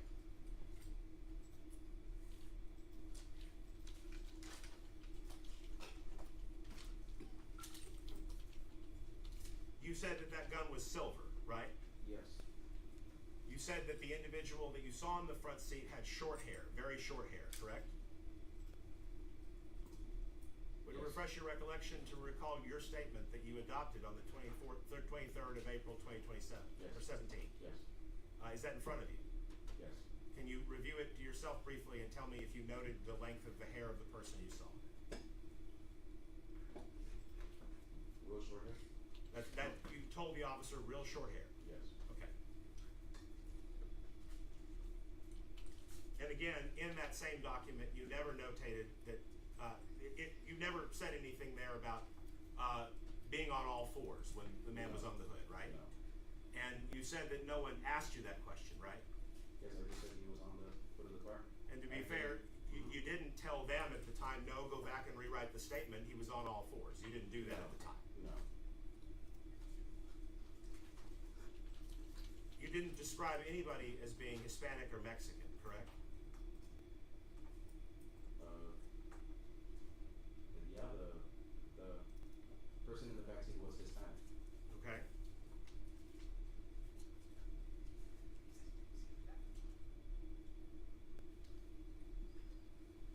But you did indicate in your statement that date that you could not see who was in the back seat of the car, right? Yes. And you didn't see a backpack, for example. No, I didn't see that. You didn't see anybody struggling over some kind of an object like a bag or a backpack, did you? No, I just saw the strap on the back. Pass the witness. No further questions, Your Honor. All right, is this witness excused? Yes, Your Honor. Yes, Your Honor. All right, the rule has been invoked. You're not allowed to discuss your testimony with anyone. Do you understand? You're not allowed to do anything. Do you understand? Yes, ma'am. All right, you may step down. Remember to leave the mic. All right, thank you so much. All right, state, call your next witness. State calls Ernest Reyes, Your Honor.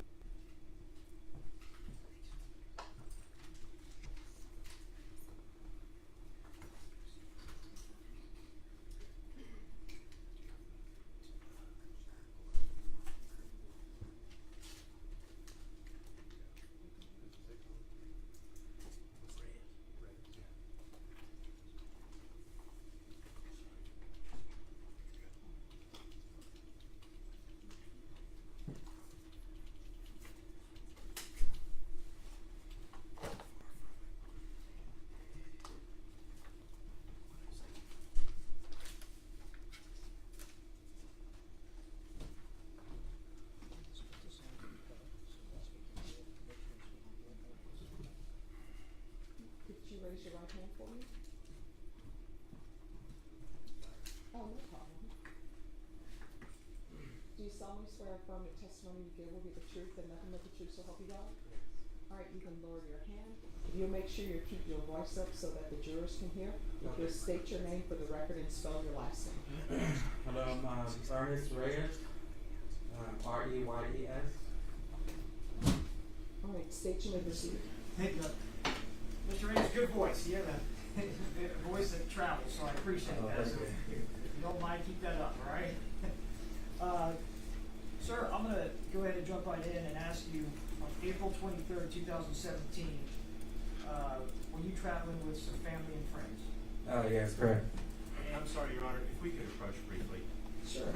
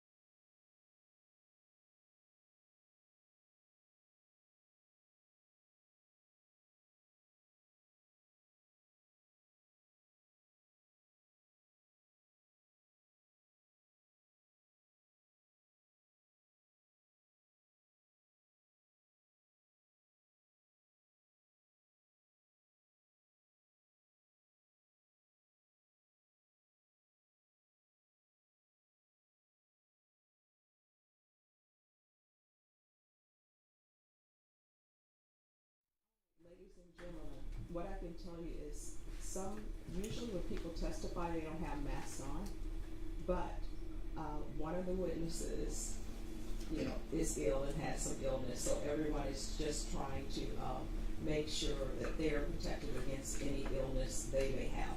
So that is why. And, the first witness, the reason why I asked her to lower her mask, because everybody was having difficulty hearing her. But since this witness, no one has informed me that they're having trouble hearing them, I'm allowing them to keep their mask on, and neither the state nor the defense have any objection to their wearing their masks. But that is why you've seen witnesses with masks on, because they're ill, they have some sort of cough. All right, state, you may proceed. Thank you, Your Honor. I think the last question you were about to answer is, you're on April 23rd, 2017, you were in a vehicle with some family and friends, is that correct? Yes, that's correct. And if you don't mind panning your view over to exhibit number 3 that's on the monitor there, did you end up at that intersection of McCullough and 410 Access Road? Yes, yes, right. And on that particular day, who was driving the vehicle? It was me. It was you? Yeah. And when you're driving the vehicle, are you the one that was driving on this particular time when you came up to the red light at that intersection? Yes, correct. And did you stop the vehicle? Yes. Came to a complete stop at the red light. And your vehicle in relation to other vehicles, there any vehicles around you? Yes, one completely in front of me and one directly in back of me. And at some point during the stop at the light, did your attention get brought to the vehicle behind you? Yes. And do you recall what type of vehicle that was behind you? I don't know the make or the model, but I do know it was dark black vehicle. Okay. And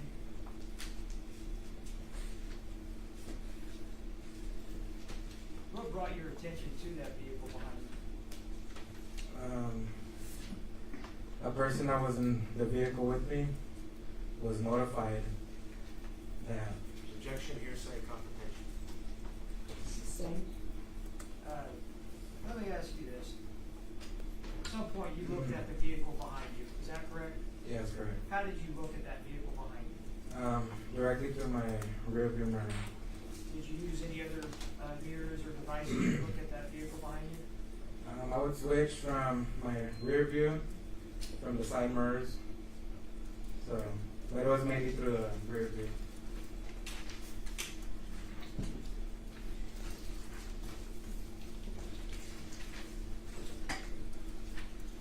I'm going to show you what state exhibit number 1. Is that the vehicle that you were traveling in that day? Yeah, that's correct. And who is that driving the vehicle? That's me. That is you? Yeah. And who is this in the back? That is my mother. And then on state exhibit number 2, show you that one also. Is that the same vehicle? Yeah, correct. And can you see individuals that are in the back seat? Yes, that's my niece and her husband and her child, her kid. Okay, and just the names of those individuals that were in the back? Ashley and Raul. Okay, and then who's this individual standing here? That's my partner, Paul Anthony. Paul Anthony. Yeah. What do you call him? I call him Anthony, but his family calls him Paul. And was that the individual that just testified today? Yeah, that's correct. Okay, thank you. So you just testified that your attention was brought to that vehicle somehow, and while you're looking at through the mirrors of your vehicle, what did you observe? Yes, it was a clear view. Right away I saw a passenger waving a pistol, a firearm, directing his attention to the back seat of the car, because there was an altercation. I'm not sure, it was a struggle in the back seat. Okay, and so let me ask you, you observed this through the mirror. Yes, correct. This is not something that you learned from somebody else. No. This is something that you directly saw looking through the mirror. Yeah, correct. And what time of day was this? Well, do you remember what time of day? So once sun was out, it was about 4 afternoon, 5 o'clock in the afternoon. Okay, so it was daylight. Yeah, So it wasn't like a nighttime thing where you couldn't see very well. no. And so when you're looking, you said you saw the passenger, and which passenger in that vehicle was it a backseat passenger or a front seat passenger that you saw with the gun? A front seat passenger. And can you give any description of that front seat passenger? Not a direct. I mean, I couldn't point out facial hair, tattoos, or piercings or anything, but he was just a black male. Black male? Yeah. And obviously you just stated, I just need to ask, could you even tell the age? If you can. Yeah, no. Okay. And when you're observing this front seat passenger, black male with a gun, you said he was, what was he doing? How was if he's in the passenger seat up there, Yeah. Your Honor, may I just stand here Yes. and demonstrate to the jury that if you're that black male with the gun and there's a driver, is that correct? Yeah, that was a female driver. A female driver. Yeah. And so that I'd be right next to you. So if I'm that female driver and you're that black male with the gun, do you remember which hand he was using, or if you recall? His right hand? Show the jury what that black male with the gun was doing. Initially, I saw what I did see. He was reaching over to the back, swinging it and like trying to intimidate somebody that was back there that they were trying to get control over or something. I'm not sure. So in the back seat. No backseat. Yeah. And so you're saying swing? Was the person leaning, or was he turned around? How was that individual? The gun was in his right hand, and he was just reaching over. You know. And could you tell if it was any passengers in the back seat? I believe I saw 2 individuals. There might have been 3. But yeah, There was individuals in the back. yeah, correct. And you just stated at least 2, maybe 3. Yeah, correct. Okay. And did you see any other individual in that car with a gun? No, sir. I guess to be fair, you couldn't really see all those passengers in the back seat, so you don't know for certain if somebody may or may not have had a gun. Correct. Now, when you see this, I guess, what you described as intimidating, or with that gun in the back, towards the back seat, what happened at that time? How long I'm sorry, let me retract that question. Do you recall how long that interaction happened? Was it? It seemed to be like quick. Everything happened so fast. I was focused on the light changing. My attention was fixed on the back, the car behind us. Mm-hmm. So, just a lot of emotions going on. It was quick. Okay. And so it was pretty quick, you say, and then anything of significance happened after you viewed that? I just seen them to look like to be beating on the person in the back seat. Mm-hmm. So I don't know if he was forced out or pushed out or willingly or what, but at that point, he did end up on the access road on the outside of the car. Okay. Just yelling, saying, just give me my things, to give me my Objection, things. hearsay, confrontation. All right. Cited utterance at this point. All right, then, counsel, if you lay the foundation for excited utterance, and then defense, you can make your objection, the court will make a ruling. Thank you, Judge. Now, Mr. Reyes, when this individual was yelling just words, was he calm, or what was his demeanor? No, he was in a panic mode. He was just infuriated, like he had a lot of adrenaline. Was he yelling, or was he just saying things like I'm saying now? Was he saying it like that, or was his voice elevated? No, elevated, yelling, wanting his things back, just saying, give me my things, give me my things. And And did he say anything else? Not at that moment until I saw what happened next. Okay, well, tell the jury what happened next. At that point, the light did finally turn green. So the car in front of me did move up and I did get the chance to turn at that light. And at that moment, I was still looking through the rear view. And then even on my side window, my side mirror, because at that point he was on the street. That's when he went in front of the car and he jumped onto the car. And at that point, it was their time to, take off. And that's when the driver sped off. So as I turned on, I believe it was McCullough Street, on that right, he was yelling and screaming as he was on the hood, just saying, help, somebody help me, please, somebody help me. I'm going to renew the objection, and while I recognize the court has asked the prosecutor to lay a foundation for excited utterance, that only would resolve the hearsay component. The confrontation component is not satisfied purely by the fact that it's an excited utterance. There is not a Michigan v. Bryant exception, and I would object under confrontation clause independent of my hearsay. All right. State, until the foundation is laid as to who the person is, their identification, their objection is going to be sustained. Motion to instruct the jury to disregard all the testimony about what the man said on the hood of the car. All right, ladies and gentlemen, disregards the statement that is attributed to the person who was on the hood of the vehicle. And motion for mistrial. Denied. This person that was on the hood, let's go back to when, I believe you used the terminology, sped off. Yeah, correct. That individual was on the hood at that time? Yes, correct. Do you recall if how fast would you say, how did the vehicle take off? Did it just take off really fast, or did it just sort of glide out of that intersection? I would say glide and then picked up speed. Yeah.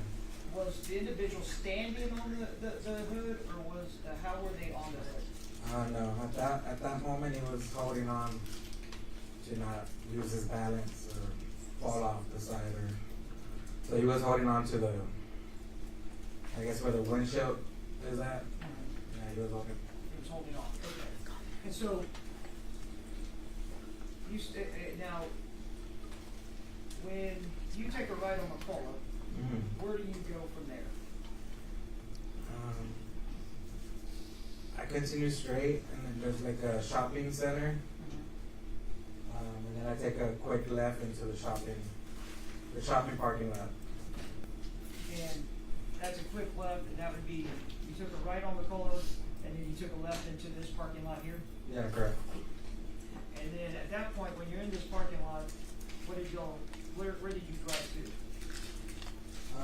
Well, on McCullough, I was taking my time. I was driving slow because I was trying to get the name of the street to inform the officers, because I believe my niece was on the phone with the police at that time, so I was trying to get the street name because I didn't know. I'm not from that area, so as soon as I got onto the shopping mall parking lot, and I just continued straight back. Okay. And so you just sort of drove through the parking lot? Yeah, correct. Did you ever observe or see this vehicle, this dark or black vehicle with the individual on the hood? Yes, I'm sorry. As I was on McCullough. And let me bring up exhibit number 3, so you can point it out there, and then I'll put it on the overhead for you. Can you point here? Yeah, as I was when I took that ride, I was still looking over my shoulder to see if they continued straight. They continue straight on the access road? On the access road. Okay. So as I was driving like slow because, like I said, I was trying to get the street name. I was looking over my shoulder to see if it was, I initially thought they just went all the way straight and continued straight. But as soon as we got in the parking lot, then I noticed that a little further up that I saw the black car speeding around one of the establishments. There was another building around there. Okay. And do you see that building Do you see that building on the map? Yeah, I believe it's like after around here Chick-fil-A, Okay. they sped in that direction. In this direction? Yeah. Okay. And again, publishing state exhibit number 3 pointed out that the vehicle, that black vehicle was speeding on this way, is that correct? Yeah, that's correct. Okay. And I'm gonna show you what state exhibit number 4 has been entered into evidence.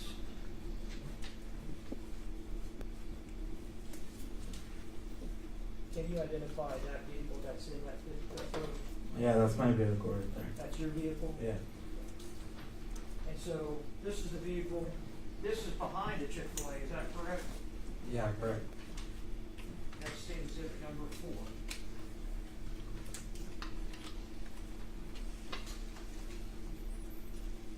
And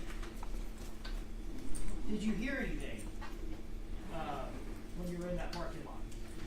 Yeah, as soon as I got onto the parking lot, I heard a shot.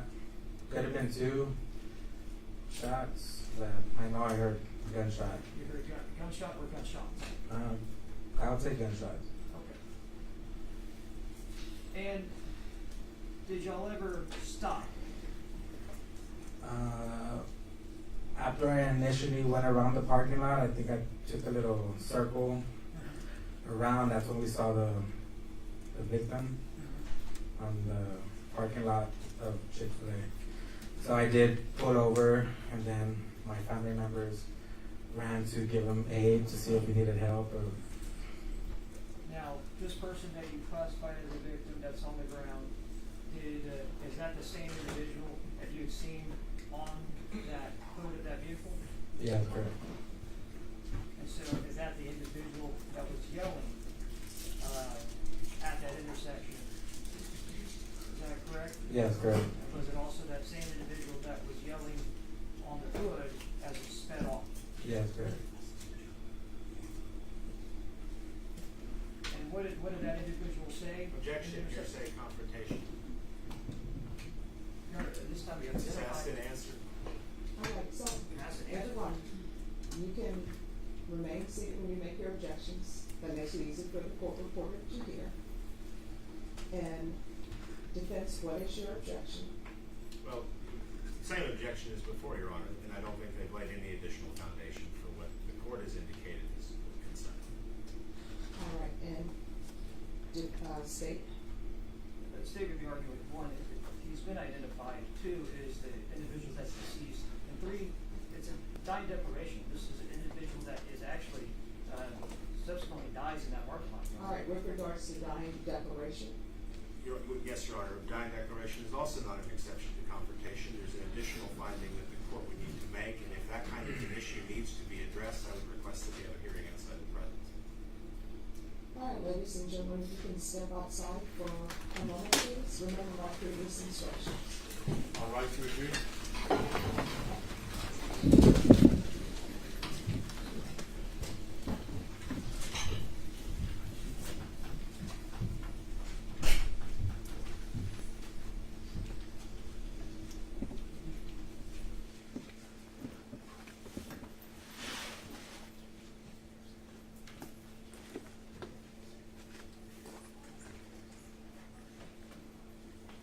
Alright, everyone, please be seated.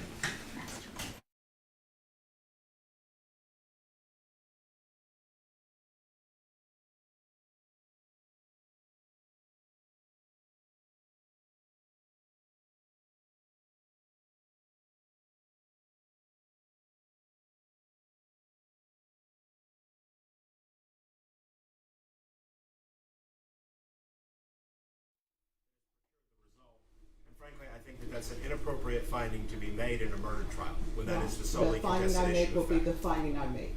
So, I mean, I'm just saying, I don't think it would be essentially the court making an ultimate ruling as to the guilt or the innocence of the accused. no, I don't see it that way, but this is what I will tell everyone. Everyone, just make your objections, and I will make my ruling, and my ruling will be my ruling. So, Oh, my your answer to the state saying that it's a dying declaration. What is your response, counsel? Dying declaration is not an exception to the confrontation clause. All right, and then they also said it was an excited utterance. Also, that is not an exception to the confrontation clause. I know of no judicial authority that says otherwise. All right, state. Your Honor, the dying declaration, the exception, does not infringe upon the defendant's right of confrontation with either Texas or U.S. Constitution under Garden v. State 306 Southwest 3rd 274 and Green v. State 840 Southwest 2nd 394. I don't know what those opinions say. I'd like it sounds like they may be pre-Crawford as well, which is a concern. Well, The- we say things sound like something. The question is it? So if you all want to look up the case law that the state has provided, you're more than welcome to look that up now. Thank you, Your Honor. Yeah. How All long right. of a recess can I have? All right, y'all can do it right now. Does everybody have Wi-Fi and connection to a I computer? don't have my computer set up. My co-counsel does. I can get those sites again. All right. So, Cindy, do you need a break? Sure. All right, they're gonna look up some case law. You can step down, but remember, these are the instructions. You're not allowed to discuss your testimony with anyone or to do anything. So don't do any of that, all right? Because the rule has been invoked. All right, thank you. What time? If you'll just wait in the waiting area, if you were in the waiting area.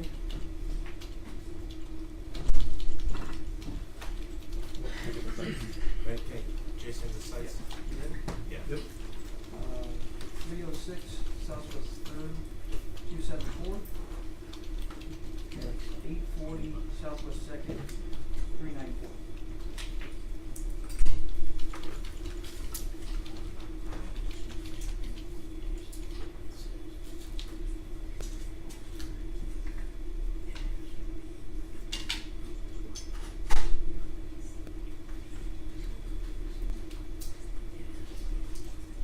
That's right. That's right.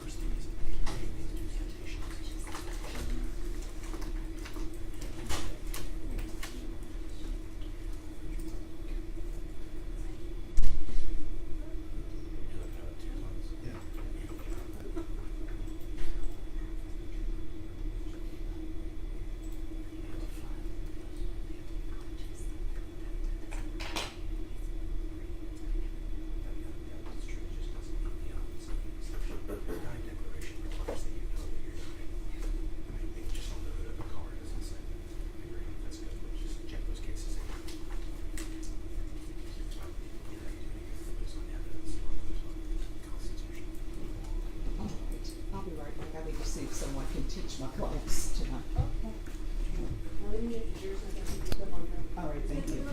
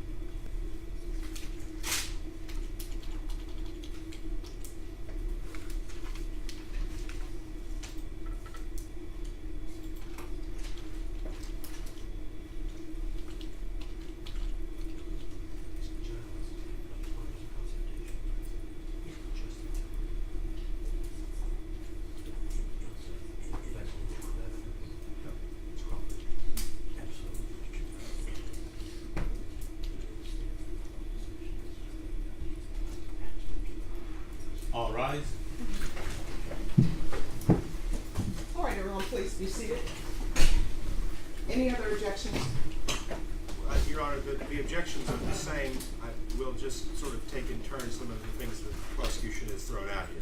Yes. The first thing is, I don't think that they've met the foundation for a dying declaration, which is 804A, I'm sorry, B2, statement under the belief of imminent death. The statement that the declarant, while believing the declarant's death to be imminent, made about the cause or the circumstances. The statement that's been offered by the witness is not about the cause of his death. He has not been mortally wounded. He has jumped on the hood of the car himself voluntarily. And what's being testified to is that he was calling for help and then apparently also asking for assistance in recovering his property. Okay. So I don't think that it meets that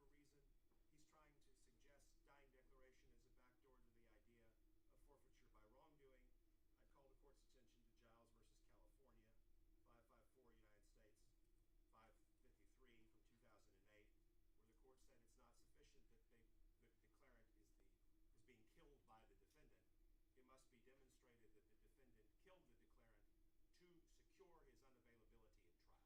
It must be demonstrated that the defendant killed the declarant to secure his unavailability at trial. In other words, to prevent his testimony. With that specific intent. So I don't think that it meets a forfeiture by wrongdoing exception either. I think based on those issues, there is no way to end around the confrontation clause exception to this. Not to mention the fact that under Rule 403, Your Honor, for a balancing test purpose, the prejudicial effect of this is extreme because it goes directly to the striking core issue of the case, which is the robbery. And there are several reasons to doubt its reliability. We're talking about an event that's occurring where distances are changing as the cars are moving. One car is driving away. This is something that other individuals who were in the same vehicle as this particular witness have not testified to in their testimony, which is suspicious in its own right. And it has to be weighed against its tendency to confuse and mislead the jury under all those circumstances. So for 403 and the hearsay rules, 803 and 804, we would submit it. It shouldn't be admitted evidentiary-wise, but first and foremost, there's the Crawford confrontation concern because we don't believe they met those exceptions. All right, thank you. The court is doing a balancing test. The court is going to find that it's more probative than prejudicial. Defense's objection is overruled. Let's bring the witness back in, and if you can line the jurors up, please.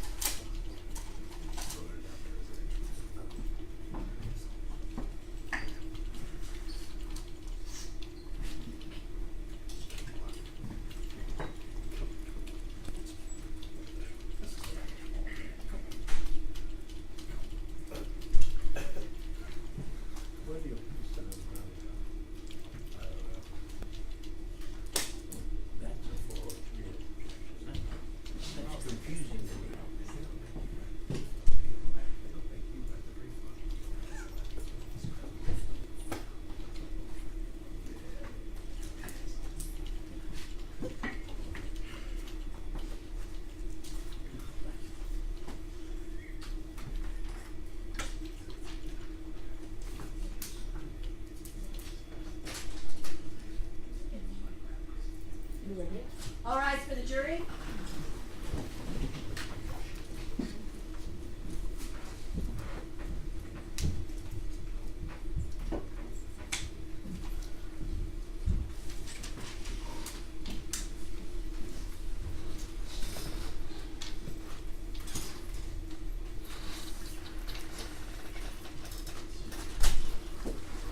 All right, please be seated.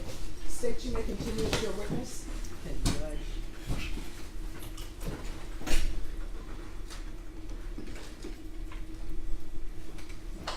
Sorry, lost my train of thought there. Mr. Reyes, I believe I was asking you what this person you indicated as the victim that was on the ground back at the intersection when he was first had gotten out of that vehicle, when he was outside the vehicle. What was he saying at that point, and what,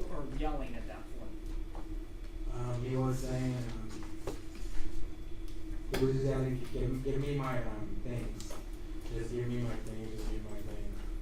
And he wanted his property back, whatever it was, I don't know. And was he saying that, where was he directing that to? To the people in the vehicle. And then as you testified earlier, he jumped on the hood of that vehicle. Yes, correct. And then as it sped away, he was holding on. What was he saying then? That's what I guess. That's what he was saying. Just screaming, help me, somebody help me, please, somebody help me. Thank you, sir. We'll pass the witness. All right, defense. Thank you, Your Honor. Good afternoon, sir. So you observed this first because of what someone else told you. It didn't key in on your eyesight originally, right? We were notified. Without going into what you were told, did somebody else call your attention to it, or did you see it first? No, we were notified to watch out or be careful. Objection, Your Honor, non-responsive, hearsay, Sustained. confrontation.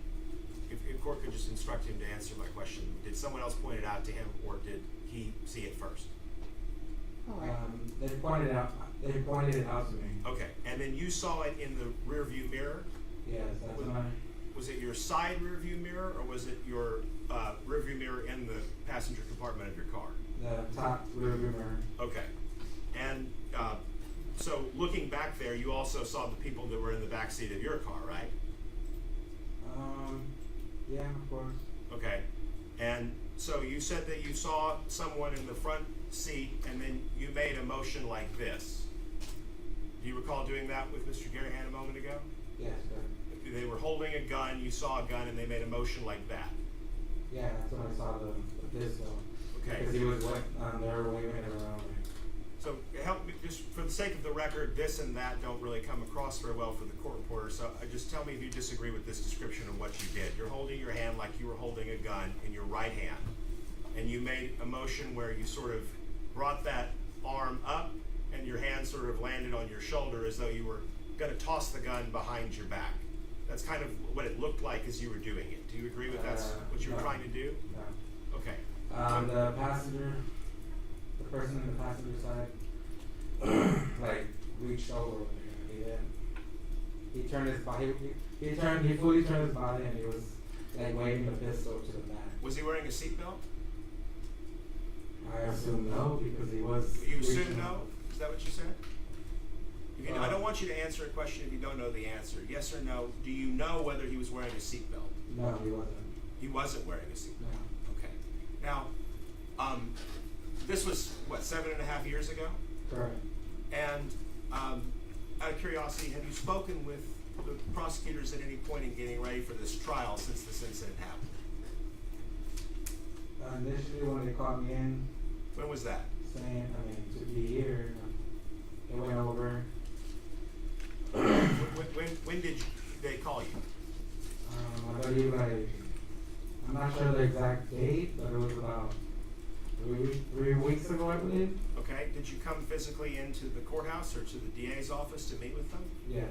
And did they show you anything? They showed photos and the video. Okay. Yeah. So you listened to your audio recorded statement? From the police, I mean, did you listen to did you read or listen to anything that were your words? yes, correct, from the police officer. Okay, did you read or listen to anything that wasn't your words? No. Okay.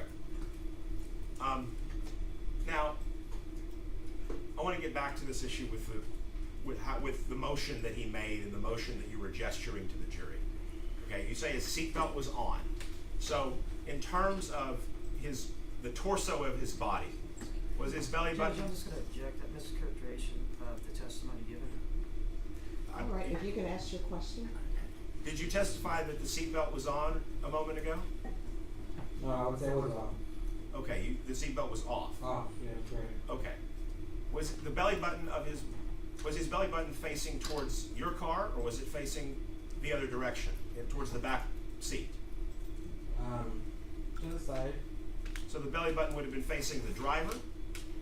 I would assume because he was. Okay, I don't want you to assume. You Yes, saw it, correct, we correct, didn't. yes. So help me understand. You know, when I say the belly button, I want to understand where is this man's torso that you're observing. If Mr. Goldstein here is the driver of a car, and I'm the passenger in the front passenger seat of that car, and I'm looking at your car, and you're saying that the person you saw in this seat is having a fight with someone in the back seat, right? Yes, no, his torso, his belly button, as you're saying, was faced to the driver. Okay, so he's faced like this, and his neck is craned this way, so that. Not all the way completely like that. Okay. Is he attacking the man in the seat behind the driver? Is he attacking the man in the middle seat? In Is the he attacking middle. the man behind his seat? The middle seat. He's attacking the man in the middle seat. Correct. Okay. With his right hand or his left? Is right. Okay. So he's got a gun in that hand, right? Correct. Okay. So he's attacking with the same hand as the gun. Correct. And he's using the gun as a bludgeon, right? Like as a club. Correct. He's not trying to shoot somebody with it, that you can tell he's using it to hit somebody with. Correct. Okay. And so you're saying that this is how you saw it, striking across his body. You could say yeah. Okay. What color was the gun? I don't know my gun types. I don't own a firearm. I just want to know what color it was. It was black. It was a black gun. Yeah. What color? I'm sorry. What kind of hair was he displaying? Was it long? Was it short? What does that mean? I'm sorry. Well, okay, like my hair's kind of longer than yours, right?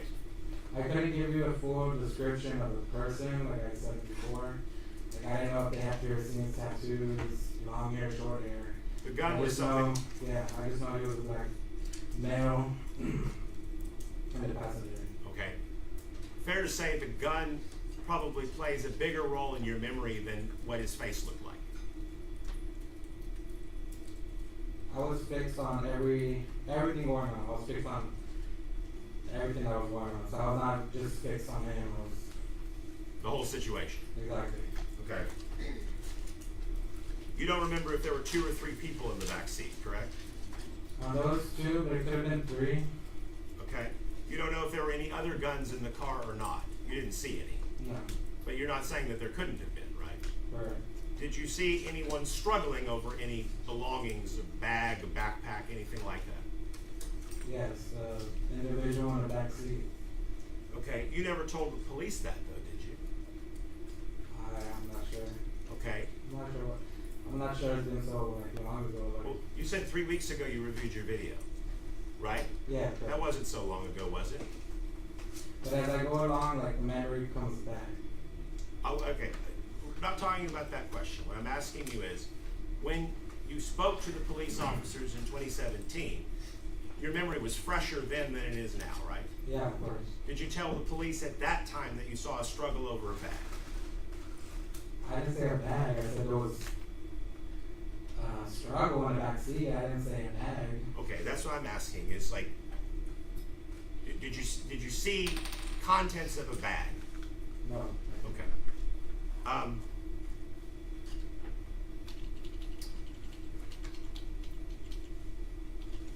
And fair to say, because of the way his body is turned, you're not looking at his face head on the way that you and I are looking at each other, right?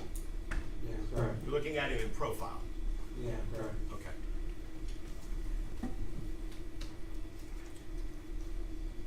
Did you talk to the prosecutors about a bag? No. Okay.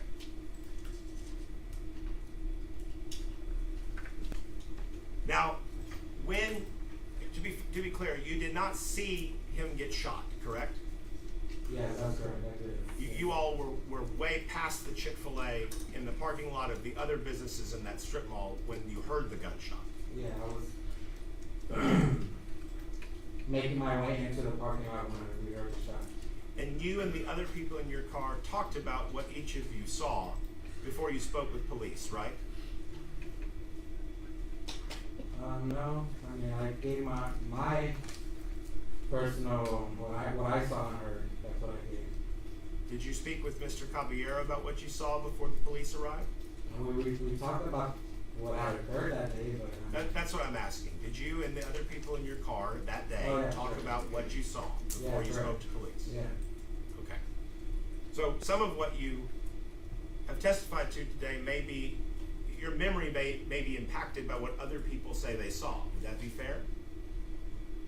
Not quite. I mean, I'm telling you what I've seen and I heard that day. Well, have you ever played the game of telephone? No, Do you know what that game's like or how you play it? no. Have you ever played a game where somebody whispers something in somebody's ear and then they whisper it in somebody else's ear and it passes around and then you finally get to hear what it comes back through after it goes through 4 or 5 people? Judge, I'm just gonna argue relevance. Sustained. All right, I'll rephrase it.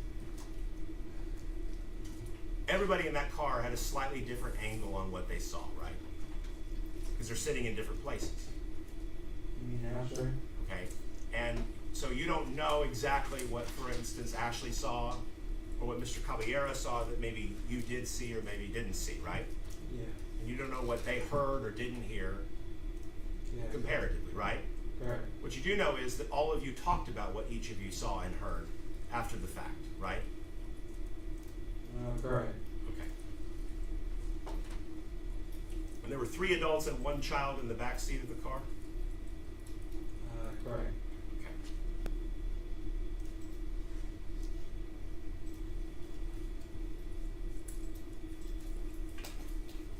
Did you get a sense of we're talking about the people in the back seat of the car. You said that the woman who was driving the car was white. You said the man in the front passenger seat was black. What about the racial makeup of the people in the back seat of the car? Did you get to see any of that? Yes, the only person I did see or could see in the back seat was the one sitting right directly in the middle, which was a victim, the Hispanic individual. He was the one sitting in the middle.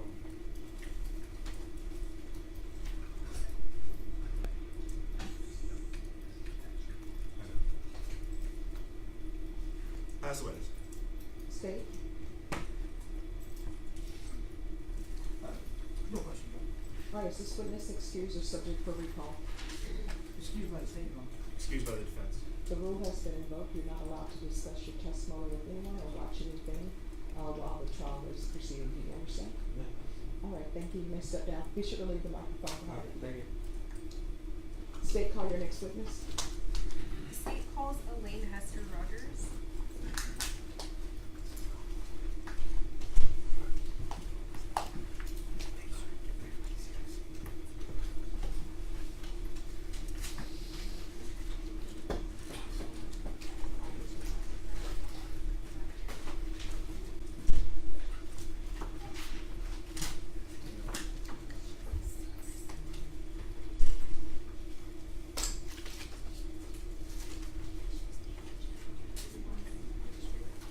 Yes, ma'am.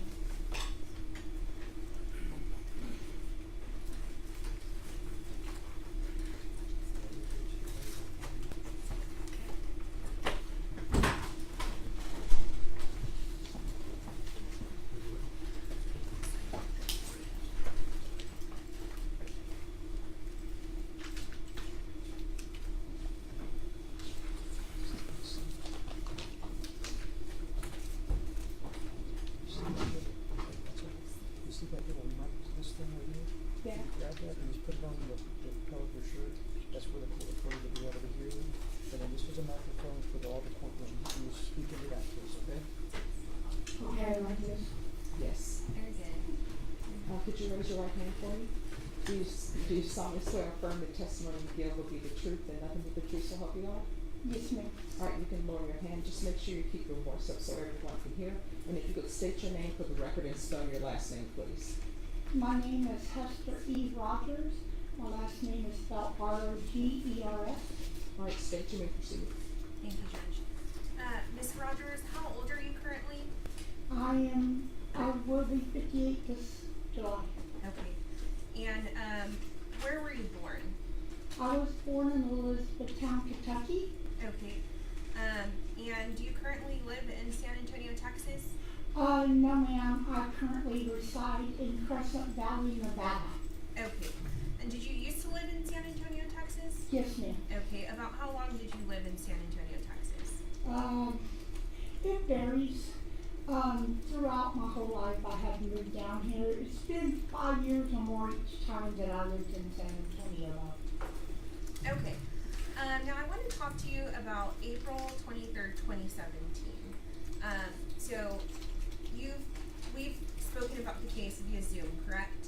Yes, ma'am. Okay, and so when I spoke with you, you had a chance to review a statement that you gave to law enforcement, is that correct? Yes, ma'am. Okay, and regarding that statement, that was, I guess, you were taken down to the police station on that day, April 23rd of 2017? Yes, ma'am. Okay, and you met with a detective on that day, correct? Yes, ma'am. Okay, and so that detective typed out your statement for you, is that correct? Yes, ma'am. After you relayed the information to him? Yes, ma'am. Okay, and then after that was completed, did you have a chance to review the statement? Yes, ma'am. Okay, and you signed it, correct? Yes, ma'am. Okay, Your Honor, may I approach the witness? Yes.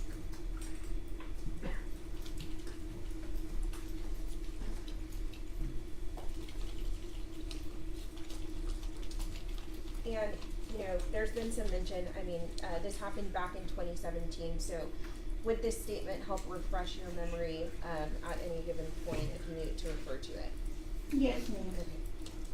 On tendering, what's been marked as State's Exhibit number 6 for identification purposes to defense? Your Honor, our objection would just be that there's been no foundation that she lacks that memory. It's All right, that's gonna be overruled. all right. Now, I'm going to talk to you about the day, April 23rd, 2017. Do you remember what you were doing that day? Yes, ma'am. I had actually been homeless at that time, and I was out flying a sign at McCullough and 410 Access to get money to try to have a place to stay that night. I just was standing at a bus stop waiting when I seen this whole thing go down. And was that bus stop located at McCullough and 410 Access Road? Yes, ma'am. Okay. And at some point while you were standing there at the bus stop, did a car get your attention? Your Honor, I'm going to object to leading. Overruled. You can answer the question. Yes, ma'am. A car did get my attention. Actually, 2 cars that day had got my attention. Okay, so the first Another car had the gas cap open, and I just told them so they could shut it. Okay. But the second car was what really got my attention. Okay, so that first car, you said the gas cap was open, is that correct? Mhm. Okay, and so you notified them of that? Yes, ma'am. Okay, and then after that, can you tell me more about the second car and why that car caught your attention? Well, I happened to notice a fight in the car. The front passenger was turned around and was fighting somebody in the back seat, and I didn't know who it was. And then the passenger in the back seat jumped out and screamed help and was yanked back in the car. That really got my attention. It's like, wait a minute, somebody needs help here. Okay, and regarding that vehicle that the fight was going on in, do you recall what color the vehicle was? I believe it was black at the time. Okay, and so do you know what the driver of that vehicle looked like? She was a Hispanic female, and her hair was dyed blonde. At the time, I believe I saw her wear a white t-shirt. Okay, and regarding that front passenger of that black motor vehicle, do you recall what he looked like at all? I knew he was about a medium skinned black guy that had about a 2-inch afro, and there was like a little blonde streak in his afro. He was brandishing a firearm at the time. Okay, and so you observed this front passenger with a firearm in his hand, is that correct? Yes, ma'am. Okay, and so when you say that he was brandishing the firearm, can you kind of explain that to me? How was he doing that? When he was turned around, fighting whoever in the back seat, I could see him holding the gun up like this. and that's how I noticed he had a gun in his hand. I've seen it through the windshield. Okay, and in your demonstration, you're using your right hand. Is that the hand that the person was using to hold Yes, the ma'am. firearm? Yes, ma'am. Okay. And so when you say that their front passenger was fighting with someone in the back seat, can you kind of describe the motions that you were observing in that motor vehicle? It was like they were swinging their arm, Okay. you know, and then they were holding the gun up. Okay. And then you said that you heard the person in the back seat yell help, is that correct? Yes, ma'am. Objection, leading, Your Honor, that, I don't believe that was the With testimony. regards to leading, that'll be sustained. I move to instruct the jury to disregard the question and the answer. All right, ladies and gentlemen, you will disregard, the question and answer for that Motion. last question and answer. Motion for mistrial, Your Honor. Denied. Okay, and so when you were standing at the bus stop and you're observing this, what you've described as fight going on, did you hear anything from the person in the back seat? When he jumped out the car the first time, he said help. Objection, He hearsay, said, confrontation. All right, that's overruled. Okay, so he said help, is that? Yes. Okay. And, after that, what did the person that exited the vehicle, do you remember what he looked like at all, the person that exited the back seat? Just a Hispanic man. Okay. I'm not quite sure on details of features, but Yeah, that's fine. I do remember him being a young Hispanic man. Okay, and so when that person exits the motor vehicle, what does he do after he's yelling for help? The second time he jumped out, it looked like he was trying to run away, and it looked like he had come from that back to go around the front of the car. At the time, the light turned green, and the girl hit the gas pedal, and he wound up on the hood of the car. Okay, do you remember how he was positioned on the hood of the car? If you can't recall, that's fine. I'm not quite sure. I don't want to state something that may be wrong. Yeah, thank you very much. And so, when that individual, that Hispanic male, was yelling for help, did anyone help him? No, because nobody really saw it but me. Oh, okay. And once he ended up on the hood of the car, were you able to see? Just one moment. Oh, sorry. Jurors, do y'all need a break? Anyone? Can I have attorney's approach?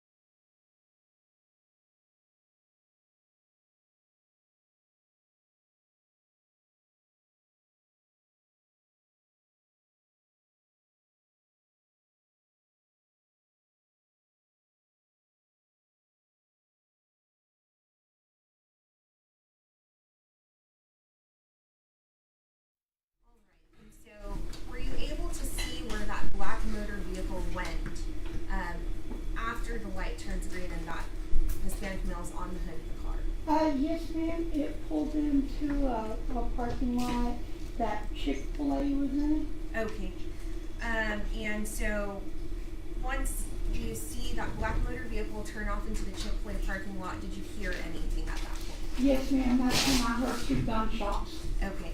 And just to be clear, you know, from where you were standing at that bus stop at the intersection, you were not able to observe the shooting. Is that correct? No, ma'am. There's a wall that was there. Okay.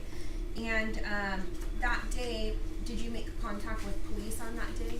Yes, ma'am. Okay, and so that's what we talked about earlier, right? That you made contact with police on that day. You were given a ride downtown, and you told them what you observed on that day, correct? Yes, ma'am. Okay.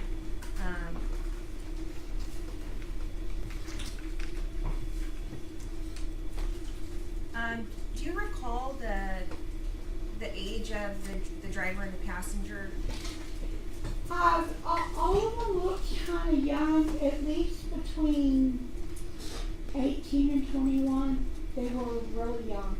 All right, you pass the witness, Brody. All right, defense? Thank you, Your Honor.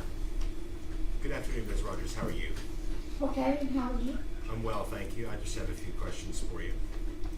You had testified a moment ago that nobody really saw what was going on but you. Do you recall explaining that to the prosecutor? Yes, the reason why I thought that was because I was right there in front of the vehicle.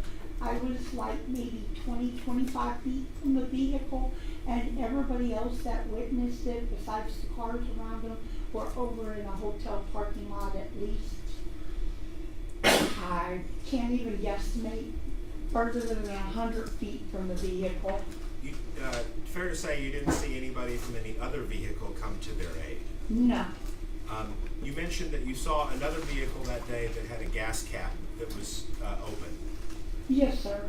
Did you notice the demeanor or the behavior of the people in that vehicle with the gas cap? No.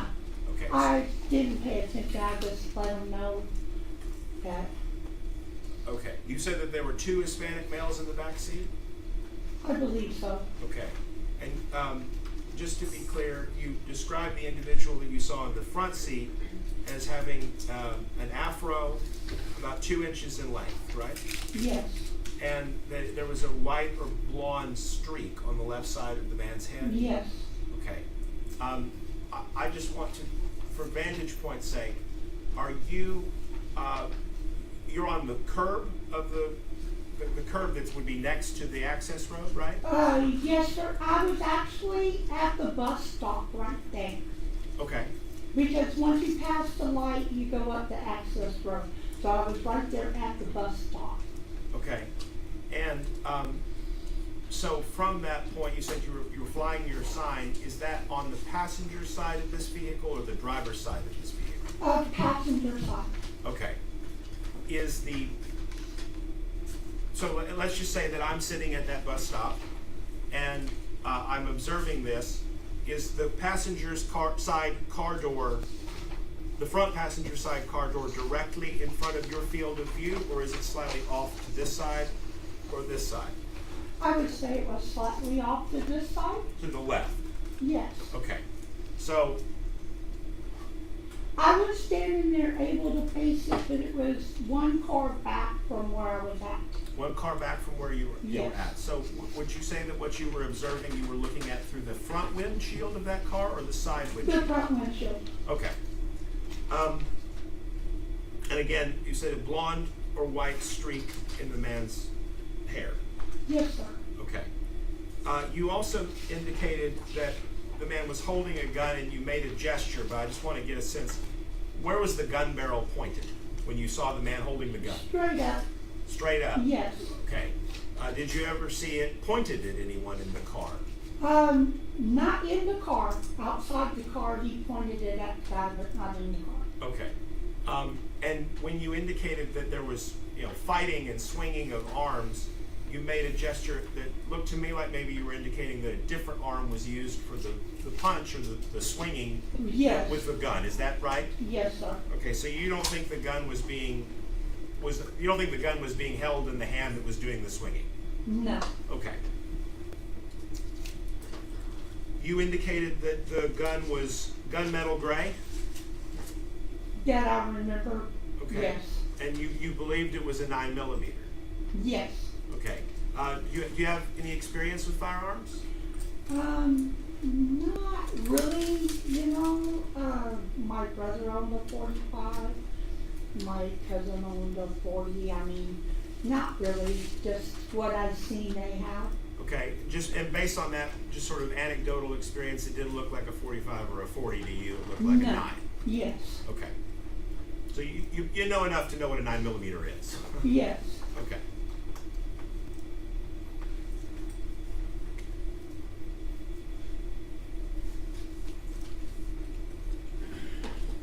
I noticed that you're wearing glasses today.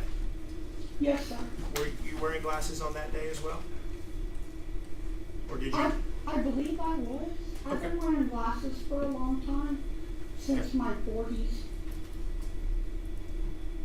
Pass the witness. Thank you, ma'am. No further questions, Your Honor, and excused by state. Excuse? Yes, Your Honor. All right, the rule has been invoked. You're not allowed to discuss your testimony with anyone until these proceedings have ended. Do you understand? Yes, ma'am. All right, and if you'll remove the microphone and you may step down. Okay, thank you. Thank you. And I'm sorry, I put that thing over there. State, call your next witness. State calls Lasagna Robinson.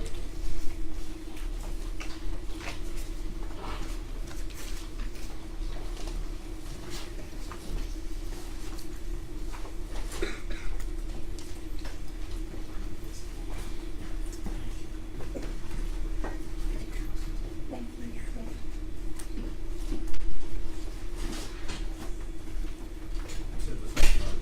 Correct.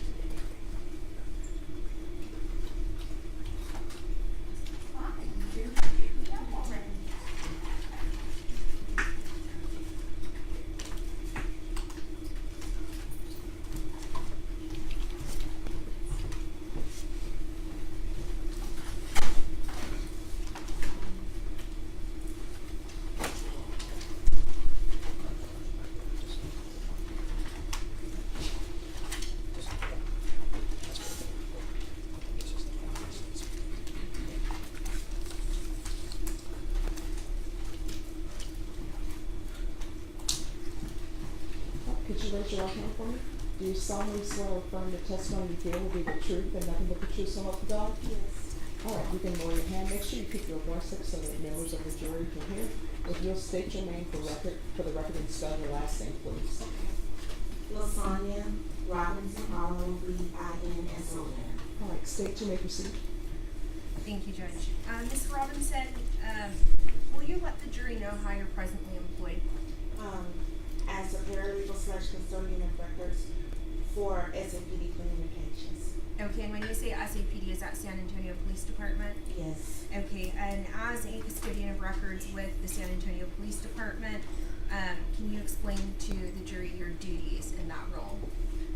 Yes, that's to maintain and maintenance the records, to pull upon request and to retrieve and send as requested. And is that 911 calls? 911 calls, yes. Okay, and so you maintain the 911 calls for SAPD, is that correct? Yes. Okay, and can you just briefly explain to the jury how these 911 calls are kept? They are stored on a digital database, and they're kept on that database until it's time for us to, until we get a request to retrieve them or send them out, and then they're uploaded into another database. Okay, and are these calls maintained in the normal course of business? Yes. All right. And when somebody calls 911, is there any documentation that's generated when that call is created? Yes, it's called an incident detail report. Okay. And the devices that you were saying, are those digital devices where they're stored? Yes. Okay. I want to turn your attention now to April 23rd of 2017. Do you know if SAPD received any emergency calls that day associated with SAPD incident number SAPD 2017-04-24102? Yes. Okay. Do you know the total amount, or did SAPD receive 3 calls? Yes. Okay. Your Honor, may I approach the witness? Yes.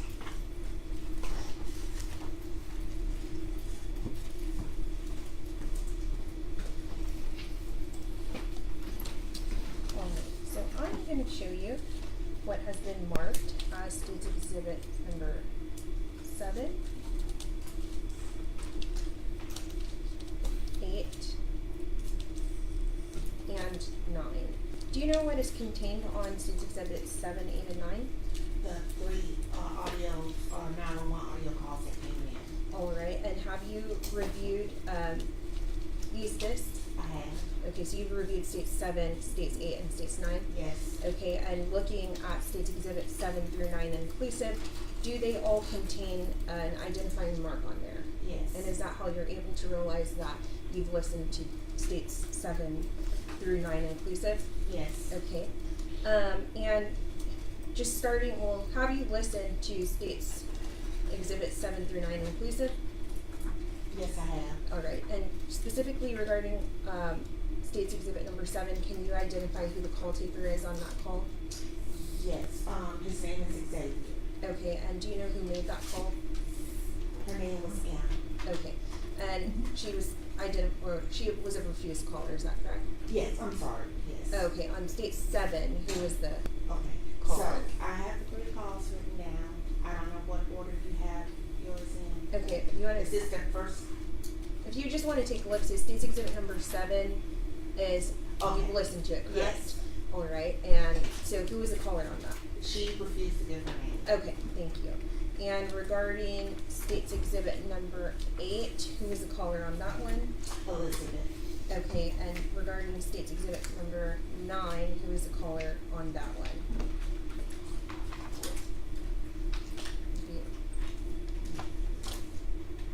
Anna. Okay, and states number 9 on the call where Anna is the person that called in, who was the call taker on that one? Xavier. Okay, and regarding states exhibit number 8, where Elizabeth is the one that called in, who was the call taker on that? Howard. Okay, and were these phone calls all made on April 23rd of 2017? Yes. And are they uniquely identified by that incident number, SAPD 2017-04242102? Yes. Okay, and since you've reviewed states 7 through 9 inclusive, are they a true and accurate copy of the 911 calls as SAPD received them? Yes. Okay, and were they made on a device that's capable of capturing an accurate recording? Yes. Okay, and was the operator competent to operate that device? Yes. Okay, and so it's an accurate representation of the statements made on that day? Yes. And has states 7 through 9 inclusive been altered in any manner? No. All right. Your Honor, I'm tendering states 7 through 9 inclusive to defense and state offers at this time. Your Honor, I mean, the foundation for their chain of custody could be established through this witness, but as to some of those questions, I guess, can I briefly go dire the witness? Yes. Good afternoon, ma'am. How are you? I'm good. How are you? I'm well, thank you. You were not the person who took any of these calls, correct? That's correct. And so you were not listening in on these calls when they were made. No. And so as to the questions that were put to you about whether or not these calls have been modified or altered in any way, you never heard the call as it was being laid down to record, right? Well, yes, because as the call comes in, it is recorded in real time. I'm asking, did you personally hear the recording? Did I hear the record? Yes, I heard the recording. When the person got on the phone and called 911, you were not listening in on that phone call as it was being said, correct? No. Okay. You have heard a recording since? Yes. Okay. So you do not have personal knowledge as to whether this truly and accurately depicts the phone calls that are made on them, correct? Well, the call is recorded in real time. Yes, ma'am, I understand that, but as to whether or not it accurately depicts how the call was made, you're not the person to ask because you weren't on the call, correct? No, I wasn't on the call. That would be my objection. All right. And that and hearsay and confrontation. All right, any response? Judge, it's not, well, the confrontation clause doesn't apply because the statements are non-testimonial. They were not made in advance of a criminal prosecution. And as far as hearsay, I mean, there's an exception, so it's present since impression. Well, Your Honor, I am not going to accept that at face value, and this is not a Michigan v. Bryant example, and there's been no foundation laid of that, and this would not be the witness to I lay would that. object to the speaking objection, Your Honor, and if the court needs case law, I can provide that. All right, so state's exhibit number 7, 8, and 9 are admitted over objection. May we publish, Your Honor? Yes.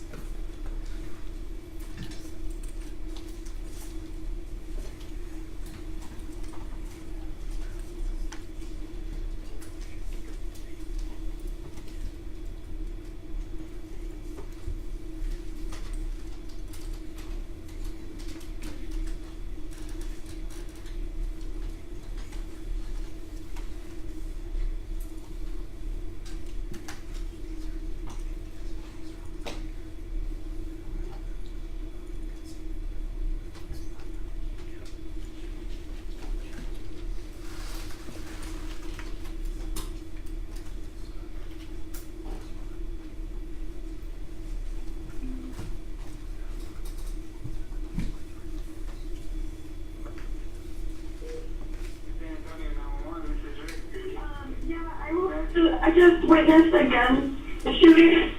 A what, ma'am? Hello? Hello? Hello, ma'am, where are you? It's Jones Maltzberger and 410 by the Chick-fil-A and Joanne South. On 410 or Jones Maltzberger? Ma'am, I'm having a hard time hearing you. Jones Maltzberger and 410. Okay. What's going on? The guy on the hood of a car that was driving, and they pulled into the Chick-fil-A parking lot, and the passenger shot his gun at the guy on the hood. Okay. So, was the Chick-fil-A, was that on, was on Jones Maltzberger? Was that inside or outside the loop, ma'am? Was it inside or outside the loop? Outside? It's like across, it's across from North Star Mall. It is. It's outside, just outside the loop. Okay, because outside on Jones Maltzberger, right there, I'm showing hotels, and then the Hampton Inn, and the 4.10, the Drury Inn. Right, it's like in that center. There's a Joanne Fabric, there's a Perfect 10 strip club, there's a Chick-fil-A. There's some strip clubs. Okay, so on Jones Maltzberger near Chick-fil-A? Yes. Okay, and what kind of vehicle was it, ma'am? What kind of vehicle was it? I don't know. It was like a black car. Okay. And who did he shoot at, ma'am? I'm sorry? And who did he shoot at? The guy that was on the hood. So the guy on the hood didn't have the gun, it was somebody else? It was the passenger in the car that had the gun and was shooting at the guy on the hood of the car. Okay. And where are they still in that parking lot? No, we kept driving because we were on 410. And so we kept driving. I'm not going to pull into a parking lot where someone has a gun. Right, no, ma'am, I understand. Could you tell what the guy on the hood looked like, what he was wearing? It would look like a Hispanic guy with glasses on the hood, right? With like jeans and a white shirt. Yeah. And then there was an African American guy in the passenger seat that opened the door and shot at him. Okay, did he hit him, do you know? Did he hit him? It looked like it. He was like right in front of him. I can't imagine he was dead. How long ago did you see this, ma'am? Just right when I called you. Okay. Okay, ma'am, and do you know if they pulled off, or did they park and get out, or do you know, like, what happened after? We kept driving. They were parked in the parking lot when the passenger got out and shot at the guy on the hood. Okay. And then I don't know what happened after that. Because like I You said, were going after that? Well, we were getting on 410. So we kept going down 410, and I don't know what happened. Okay. Just trying to tell you that someone needs help because they're shot in the parking lot. No, ma'am, I've already sent this over for us to get officers on the way. I'm just trying to figure out, what they all look like, or where they went, or just so they can find them when they get out there, I have no idea, but I can tell you that the windshield of the car is shattered because the guy, it looked like hit the windshield also. So he shot through So he, shot through the window? Yeah, it looks like he hit the window when he shot him. Okay, and it was a black sedan, right? Yes. Okay. Did you want to leave your name? Hello, ma'am? Hello? Do you want to leave your name? No, I mean... Oh, you don't have to? Okay, no, I'm just trying to tell you that someone needs help because they were just shot. Okay, so did you see them get hit, though? I mean, the guy was right in front of his face. I don't know how he would have missed. I mean, I wasn't in the parking lot. I was getting on the highway. I don't know what else I can tell you. Okay, do you know what the gun looks like? Oh my God, no, they're in a parking lot. I'm getting on the highway. I have no idea what the gun looked like. It was a small handgun, not like an AK-47 or something. Okay. All right, ma'am. Well, we're getting them out there, okay? All right, thank you. We pass the witness. All right, defense? No further questions. All right, is this witness excused? By the state, yes. Yes, Your Honor. All right, the rule has been invoked. You're not allowed to discuss your testimony with anyone during the proceeding of this trial. Do you understand? Yes, ma'am. All right, thank you. Make sure you leave your microphone behind. Thank you. Just to make sure I'm correct, all three calls were admitted, right? Yes. Okay. All right, and State, are you resting for today? Yes, Your Honor. All right, ladies and gentlemen, we are going to come back tomorrow at 1:30, and I will tell you, we will start exactly quickly at 1:30. I only have 2 matters in the morning tomorrow that are unrelated to this case, but I must take up those matters, all right? So the same rules apply. You're not allowed to view anything. If somebody asks you if you're on the jury, you can say, yes, I have jury duty. I'm serving on a jury. But you're not allowed to discuss anything that you've heard in this case. You're not allowed to start deliberating. If you see anything about this case anywhere, turn it off. Do not listen to it. You are not allowed to do any investigation. Everything that you're gonna know about this case is to come from inside the courtroom. Does everyone understand? All right, Cindy, we can go off the record. So the same rules I gave you yesterday about the parking, that applies for tomorrow because the same number of jurors are gonna be brought up.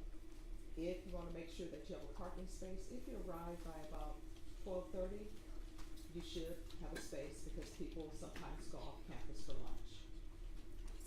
Okay, with that being said, drive home safely. All rise for the jury.